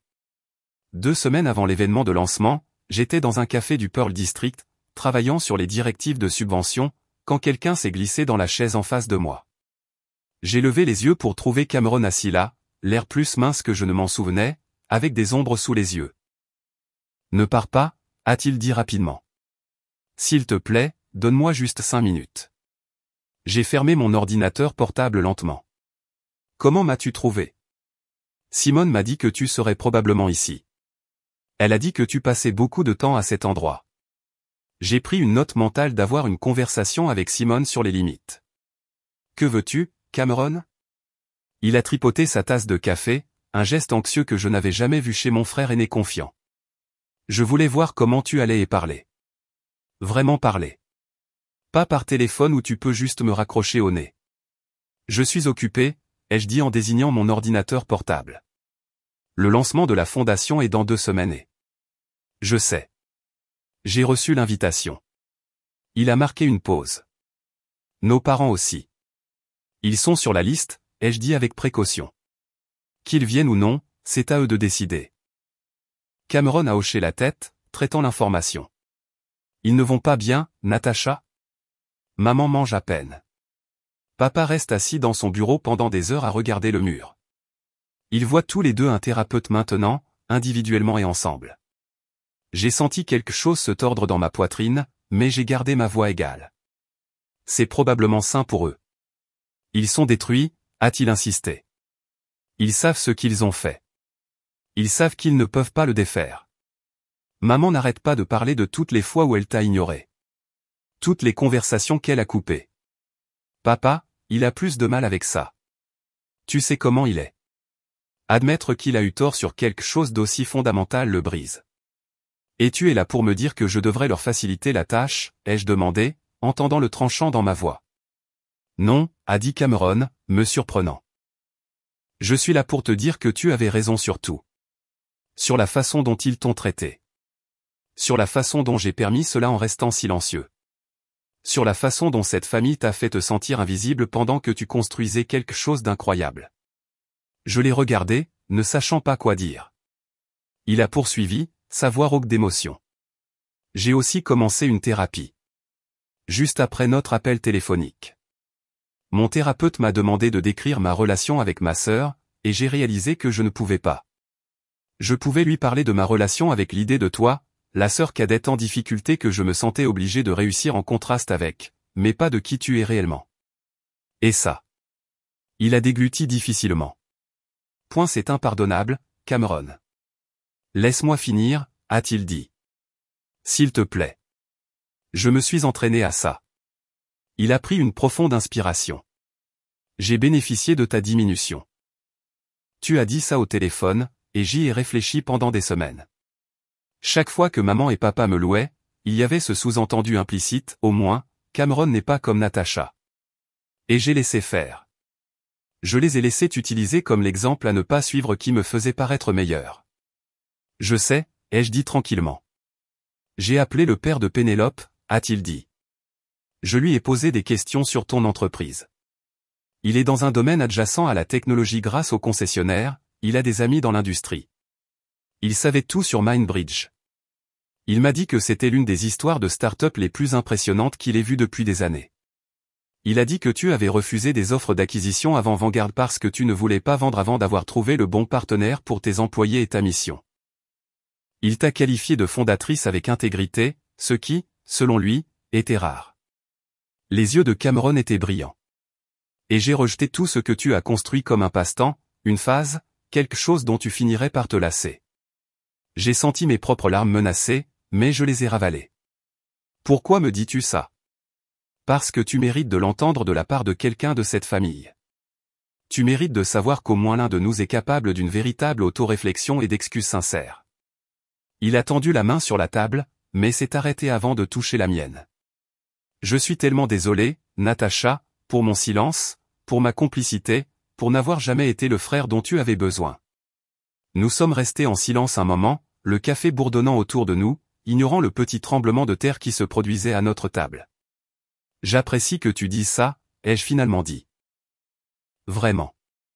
Mais Cameron, j'ai besoin que tu comprennes quelque chose. Il ne s'agit pas seulement d'excuses. Il s'agit de savoir si quelque chose de fondamental change. Je sais, a-t-il dit rapidement. C'est pourquoi je voulais te montrer quelque chose. Il a sorti son téléphone et a ouvert son email, le tournant vers moi. C'était un message à nos parents daté de 3 jours. Maman et papa, je dois vous dire quelque chose que j'aurais dû dire il y a des années. La façon dont vous avez traité Natacha tout au long de sa vie d'adulte a été injuste et dommageable. Je suis resté silencieux parce que cela me profitait, mais ce silence me rend complice. À l'avenir, je ne peux pas participer à des événements familiaux où Natacha n'est pas accueillie de la même manière. Je ne peux pas m'asseoir à des dîners où ses réalisations sont ignorées tandis que les miennes sont célébrées. Je ne peux pas vous regarder traiter vos enfants avec des normes si différentes. Soit nous sommes tous une famille, soit je dois reconsidérer ce que la famille signifie pour moi aussi. Je l'ai lu 2 fois, mon cœur battant la chamade. Tu as envoyé ça il y a 3 jours? Ils m'ont appelé immédiatement. Nous avons eu la conversation la plus difficile que nous ayons jamais eue. Je leur ai dit que te désinviter de ma fête d'anniversaire était inacceptable et que si la fête a lieu sans toi, je n'assisterai pas à ma propre célébration. Cameron, tu n'es pas obligé. Si, je le suis, a-t-il interrompu fermement. J'aurais dû le faire il y a des années. Pénélope me dit depuis des années que la façon dont il te traite n'est pas normale. Je ne voulais juste pas le voir, parce que le voir aurait nécessité une action, et l'action était inconfortable. Il a ouvert un autre email, celui-ci de nos parents à lui. Lisa. Cameron. Nous comprenons que tu sois contrarié, mais tu ne comprends pas à quel point Natacha a toujours été difficile. Elle est sensible, sur la défensive et refuse d'accepter des conseils. Nous avons essayé de l'aider pendant des années. J'ai arrêté de lire. C'était le même récit, la même incapacité à prendre ses responsabilités. Continue de lire, a insisté Cameron. J'ai fait défiler jusqu'à sa réponse. Non, arrêtez. C'est exactement le problème. Natacha n'était pas difficile. Elle était différente. Elle avait des ambitions que vous ne pouviez pas comprendre, alors vous les avez qualifiées de mauvaises. Elle a réussi en dehors de votre paradigme, alors vous avez appelé ça un échec.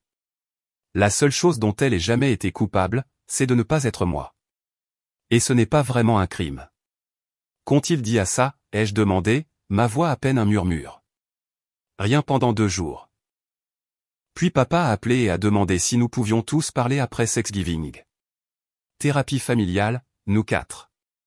J'ai rendu le téléphone, mes mains tremblant légèrement. Je ne sais pas si je peux faire ça. Je ne te le demande pas, a dit Cameron. Je te montre juste que certains d'entre nous essaient. Qu'au moins une personne dans cette famille est prête à faire le travail inconfortable du changement. Un silence s'est installé entre nous, moins hostile qu'avant, mais toujours fragile. Viens-tu au lancement de la fondation, ai-je finalement demandé. Si tu m'acceptes, a-t-il dit. Pénélope veut venir aussi. Elle dit qu'elle t'a toujours admiré. Elle pensait que tu étais courageuse d'avoir suivi ton propre chemin. Je n'ai jamais su qu'elle pensait ça parce que je n'ai jamais demandé. Je n'ai jamais assez parlé de toi pour le savoir. Vous pouvez venir, ai-je dit. Tous les deux. Un soulagement a traversé son visage. Merci.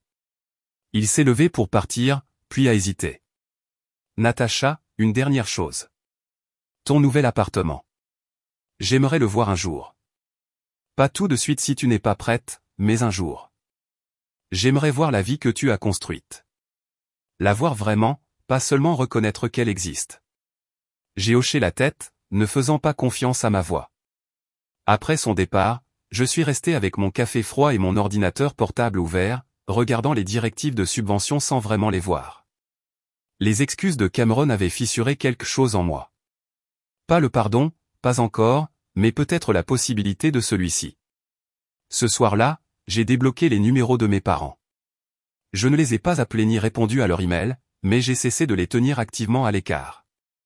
C'était un petit geste, à peine un mouvement, mais il me semblait significatif. La semaine avant l'événement de lancement, je suis allé chez mes parents à Riverside Heights. Pas pour dîner, pas pour une conversation, juste pour déposer 2 invitations physiques au lancement de la fondation ainsi qu'une note. Maman et papa, vous êtes invités au lancement de la fondation Ramona Hartley le 18 novembre. Cet événement est important pour moi. Il honore la seule personne de notre famille qui a cru en moi inconditionnellement. Je ne m'attends pas à ce que vous veniez, mais je voulais que vous ayez le choix. Natacha. J'ai laissé l'enveloppe dans leur boîte aux lettres sans frapper à la porte, puis je suis parti avant de pouvoir douter de moi-même. La veille de l'événement de lancement, je me tenais dans mon pantouse, regardant les lumières de la ville, portant la robe que j'avais choisie pour le lendemain. Vert émeraude profond, élégante mais puissante. Je ressemblais à quelqu'un qui avait bâti quelque chose qui valait la peine d'être célébré. Je ressemblais à quelqu'un qui avait survécu. Mon téléphone a vibré. Un texto d'un numéro inconnu, nous serons là demain. Nous promettons de simplement écouter et observer. Nous ne ferons pas de scène ni ne rendrons les choses personnelles. Nous voulons juste voir ce que tu as construit. Maman. Je l'ai lu plusieurs fois. Mes émotions étaient un enchevêtrement compliqué d'espoir, de scepticisme et de quelque chose qui aurait pu être les tout débuts de la guérison. Demain, je lancerai la fondation. Demain, j'honorerai la mémoire de tante Ramona et créerai des opportunités pour des femmes comme moi. Demain, je me tiendrai dans une pièce pleine de gens qui me voyaient vraiment, et je célébrerai quelque chose que j'avais construit à partir de rien. Et peut-être, juste peut-être, mes parents seraient là pour le voir aussi. Non pas la version de moi qu'ils avaient voulu, mais la version que j'étais devenu malgré eux. J'ai posé mon téléphone et j'ai regardé mon reflet dans la fenêtre sombre. Derrière moi, le Penthouse était encore principalement vide, attendant d'être rempli de meubles, de vie et de l'avenir que je construisais. Mais pour la première fois depuis que tout cela avait commencé, je ne me sentais pas vide. Je me sentais prête. Le matin de l'événement de lancement est arrivé avec une lumière du soleil de novembre net inondant les fenêtres de mon Penthouse. Je me suis réveillé tôt, l'estomac noué d'anticipation et de nervosité. Aujourd'hui, il ne s'agissait pas seulement de lancer la fondation. Il s'agissait de clore un chapitre et d'en ouvrir définitivement un autre. J'ai préparé du café dans ma cuisine encore neuve, la machine à expresso sophistiquée que je m'étais enfin autorisé à acheter bourdonnant efficacement. En sirotant ma tasse, j'ai parcouru les pièces vides de mon Penthouse, imaginant à quoi elles ressembleraient une fois que je les aurais enfin meublées correctement. Mais le vide me semblait approprié d'une manière ou d'une autre, comme si j'étais encore en train de remplir ma vie de choses qui comptaient vraiment plutôt que de choses qui semblaient impressionnantes. Mon téléphone avait vibré toute la matinée avec des messages. Simone confirmant qu'elle serait là tôt pour aider. Trevor envoyant des encouragements, d'anciens employés de Mindbridge disant qu'il ne manquerait pas ça. Et, étonnamment, plusieurs messages de membres de la famille élargie, tante Linda, cousin Derek, même ma grand-mère Hartley, tous disant qu'ils seraient présents. Rien de mes parents depuis ce texto de la nuit dernière. J'ai pris une douche et je me suis habillé avec soin, prenant mon temps avec le maquillage et les cheveux. Quand je me suis enfin regardé dans le miroir, j'ai vu quelqu'un que je ne reconnaissais presque pas. Non pas parce que j'avais l'air différente, mais parce que je me tenais différemment. Il y avait une confiance dans ma posture qui n'était pas là avant. Une certitude dans mes yeux. L'événement se tenait dans une galerie d'art de charme dans le Pearl District, à seulement 3 pâtés de maison de mon nouveau domicile. Je l'avais choisi spécifiquement pour ses fenêtres du sol au plafond et son agencement ouvert. Je voulais que l'espace soit accueillant, pas intimidant. La fondation était destinée à ouvrir des portes, pas à créer de nouvelles barrières. Quand je suis arrivé 2 heures avant le début, le coordinateur de l'événement et son équipe transformaient déjà l'espace.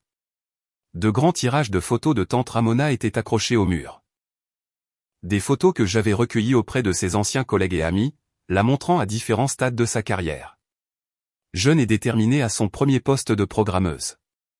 Confiante et accomplie chez Intel, détendue et satisfaite dans ses dernières années de consultante. Chaque photo racontait l'histoire d'une femme qui avait vécu sa vie selon ses propres termes.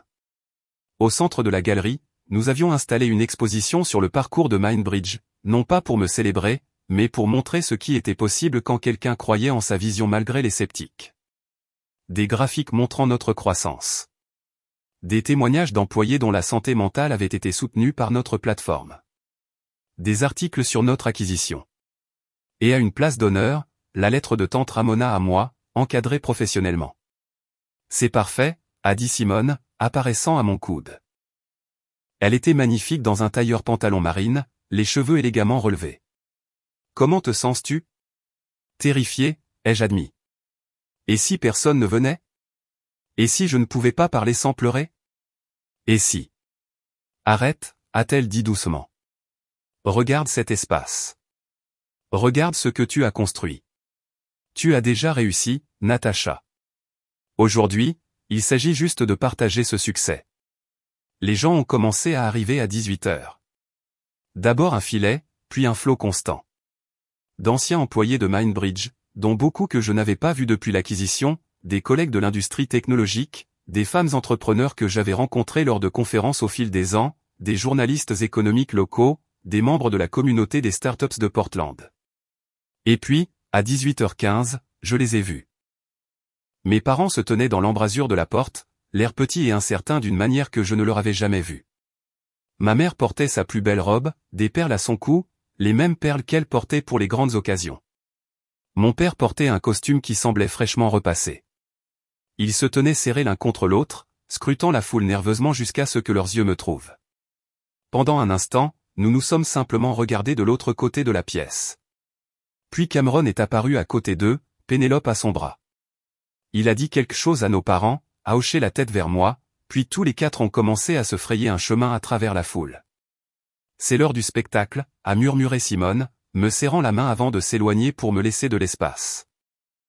Ils se sont arrêtés à une distance respectueuse, mes parents me regardant avec des expressions que je ne pouvais pas tout à fait lire. De la peur, peut-être, de l'espoir, de la honte.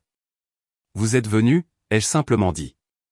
Nous avions promis que nous viendrions, a dit ma mère, sa voix à peine audible au-dessus du bruit ambiant. Merci de nous avoir invités.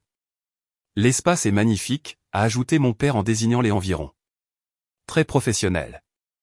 Un silence gênant menaçait de s'installer, mais Cameron l'a rompu. Natacha, nous ne voulons pas te prendre ton temps. Nous savons que tu as beaucoup de gens à qui parler. Nous voulions juste dire que nous sommes là et que nous sommes. Nous sommes fiers d'être là.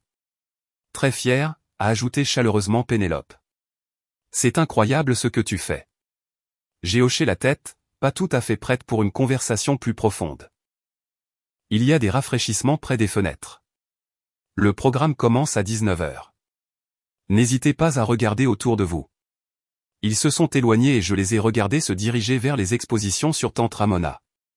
Ma mère s'est arrêtée à la première photo, sa main se portant à sa bouche.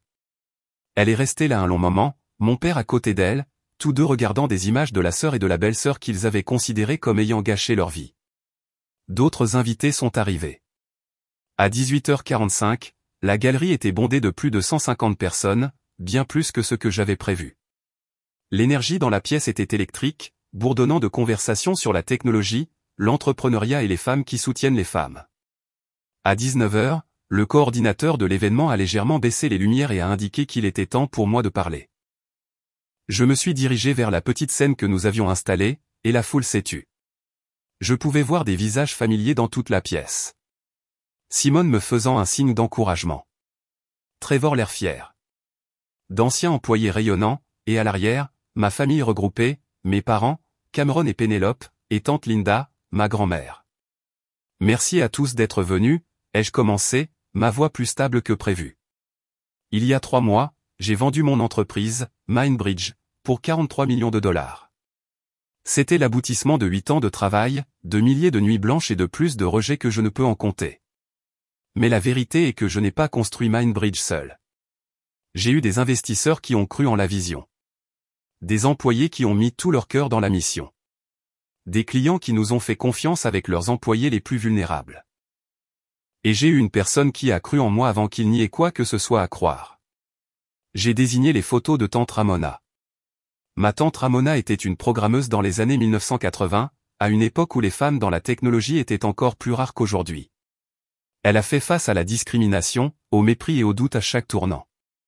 Mais elle a persisté. Elle a bâti une carrière. Elle a mentoré de jeunes femmes. Elle a vécu selon ses valeurs. Et quand j'étais au plus bas, quand ma start-up était à quelques semaines de la faillite et que je ne savais pas si je pouvais continuer, elle m'a donné 30 000 $ et une lettre qui a tout changé. J'ai sorti mon téléphone et j'ai lu un extrait de la lettre, ma voix se brisant légèrement. Construis ton rêve. Je suis déjà fier de toi. Ces mots, de quelqu'un qui me voyait quand les autres ne le faisaient pas, m'ont permis de continuer dans les moments les plus sombres. Ils m'ont rappelé que le succès ne consiste pas à prouver que les sceptiques ont tort. Il s'agit de prouver que les croyants ont raison. J'ai levé les yeux, croisant des regards dans toute la pièce. La fondation Ramona Hartley existe pour être ce croyant pour d'autres femmes. Pour être la voix qui dit « Je vois votre vision. Je crois en vos capacités. Je suis déjà fier de vous. » Nous lançons avec 5 millions de dollars de financement initial, qui fourniront des subventions, du mentorat et des ressources aux femmes entrepreneurs dans la technologie. Les candidatures ouvrent en janvier, et notre première cohorte sera annoncée en mars. Des applaudissements ont éclaté, chaleureux et sincères. Mais cette fondation n'est pas seulement une question d'argent, ai-je poursuivi. Il s'agit de créer une communauté où les femmes n'ont pas à choisir entre leurs ambitions et leur appartenance. Où le succès est défini par l'impact, pas par la conformité. Où être différent n'est pas un handicap. C'est une force. J'ai marqué une pause, mes yeux trouvant mes parents dans la foule. Ma mère avait des larmes qui coulaient sur son visage. La mâchoire de mon père était serrée, mais ses yeux brillaient. J'ai passé de nombreuses années à essayer de rentrer dans des cases qui n'étaient pas faites pour moi, ai-je dit, m'adressant directement à eux maintenant, bien que je ne l'ai pas dit explicitement. À essayer d'être le genre de personne qui réussit, qui avait du sens pour les gens qui ne pouvaient pas voir au-delà de leur propre expérience. Et j'en ai fini avec ça. Cette fondation représente une définition différente du succès, une définition fondée sur le but, l'impact et le fait d'élever les autres pendant que nous grimpons. Les applaudissements étaient plus forts maintenant, plusieurs personnes dans la foule applaudissant et acclamant. Alors, merci, tante Ramona, où que tu sois. Merci de m'avoir montré que l'opinion qui compte le plus est celle que l'on a de soi-même. Merci d'avoir cru en moi. Et merci à vous tous d'être ici ce soir pour lancer quelque chose qui, je l'espère, changera des vies de la même manière que votre croyance a changé la mienne. Je suis descendu de la scène sous des applaudissements nourris et immédiatement, les gens m'ont entouré, me félicitant, posant des questions sur le processus de candidature, partageant leurs propres histoires de start-up. Pendant l'heure suivante, j'ai été happé par les conversations, à peine capable de me déplacer de plus de quelques mètres dans n'importe quelle direction. Finalement, pendant une brève accalmie, mes parents se sont approchés. C'était magnifique, a dit ma mère en s'essuyant les yeux. Je n'avais aucune idée que Ramona t'avait donné de l'argent pour ton entreprise. Elle ne l'a jamais mentionné. Elle ne l'aurait pas fait, ai-je dit. Elle était discrète sur sa générosité. Elle a donné parce qu'elle croyait en moi, pas parce qu'elle voulait de la reconnaissance. Mon père s'est éclairci la gorge. L'exposition sur Mindbridge. Les témoignages des employés. Je n'avais aucune idée que votre entreprise avait eu un tel impact sur tant de vies. Vous n'avez jamais demandé, ai-je simplement dit, sans méchanceté, juste un fait. Il a tressailli mais a hoché la tête. Non, je ne l'ai pas fait. J'ai fait des suppositions basées sur l'ignorance et je les ai appelées jugements. Je le vois maintenant. Ma mère a tendu la main vers moi, puis s'est arrêtée, incertaine. Natacha, pouvons-nous parler? Pas ici. Pas maintenant, mais bientôt. Vraiment parler.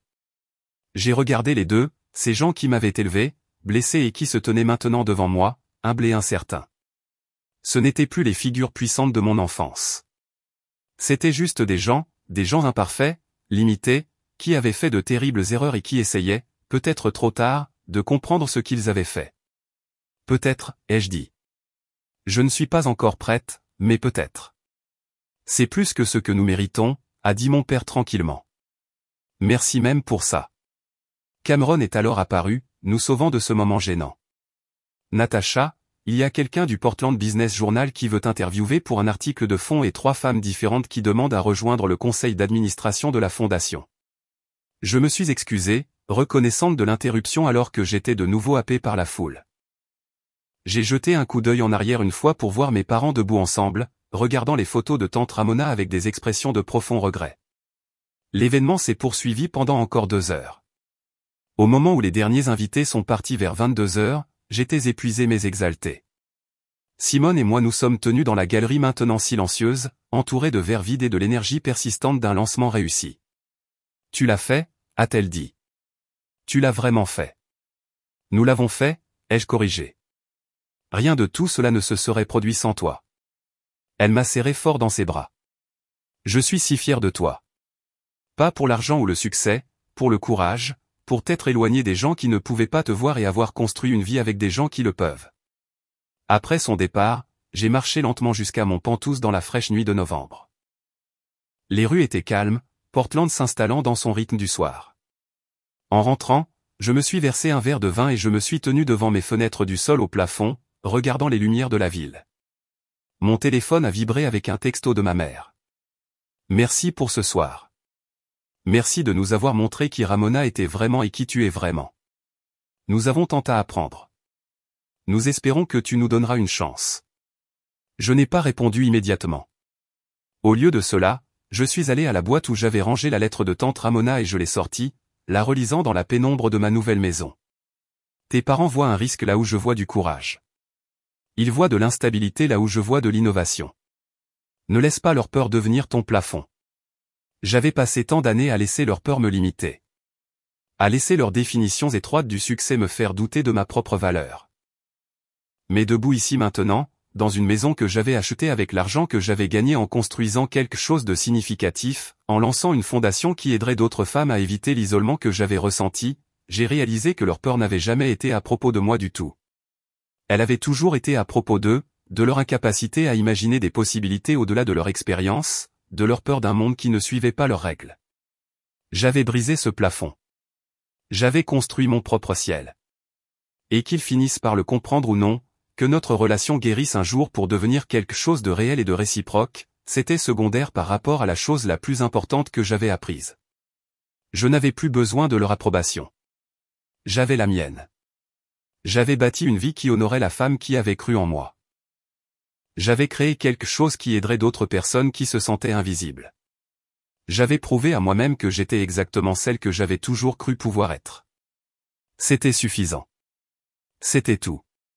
J'ai levé mon verre vers les lumières de la ville, vers la mémoire de tante Ramona, vers l'avenir que je construisais selon mes propres termes. Merci, ai-je murmuré dans l'appartement silencieux. Pour l'argent qui a sauvé mon entreprise, pour la lettre qui m'a sauvé, pour m'avoir montré que la famille n'est pas toujours celle dans laquelle on est. Parfois, c'est celle qu'on choisit. Parfois, c'est celle qu'on devient pour soi-même. La ville scintillait en contrebas, pleine de possibilités et de promesses. Et pour la première fois de ma vie, j'ai eu l'impression d'y appartenir vraiment. Non pas parce que quelqu'un m'en avait donné la permission, mais parce que j'avais revendiqué ma place grâce à mon propre courage, à ma propre vision, à ma propre conviction inébranlable que je méritais d'être ici. J'étais chez moi. Enfin, complètement chez moi. Et c'était le plus grand succès de tous.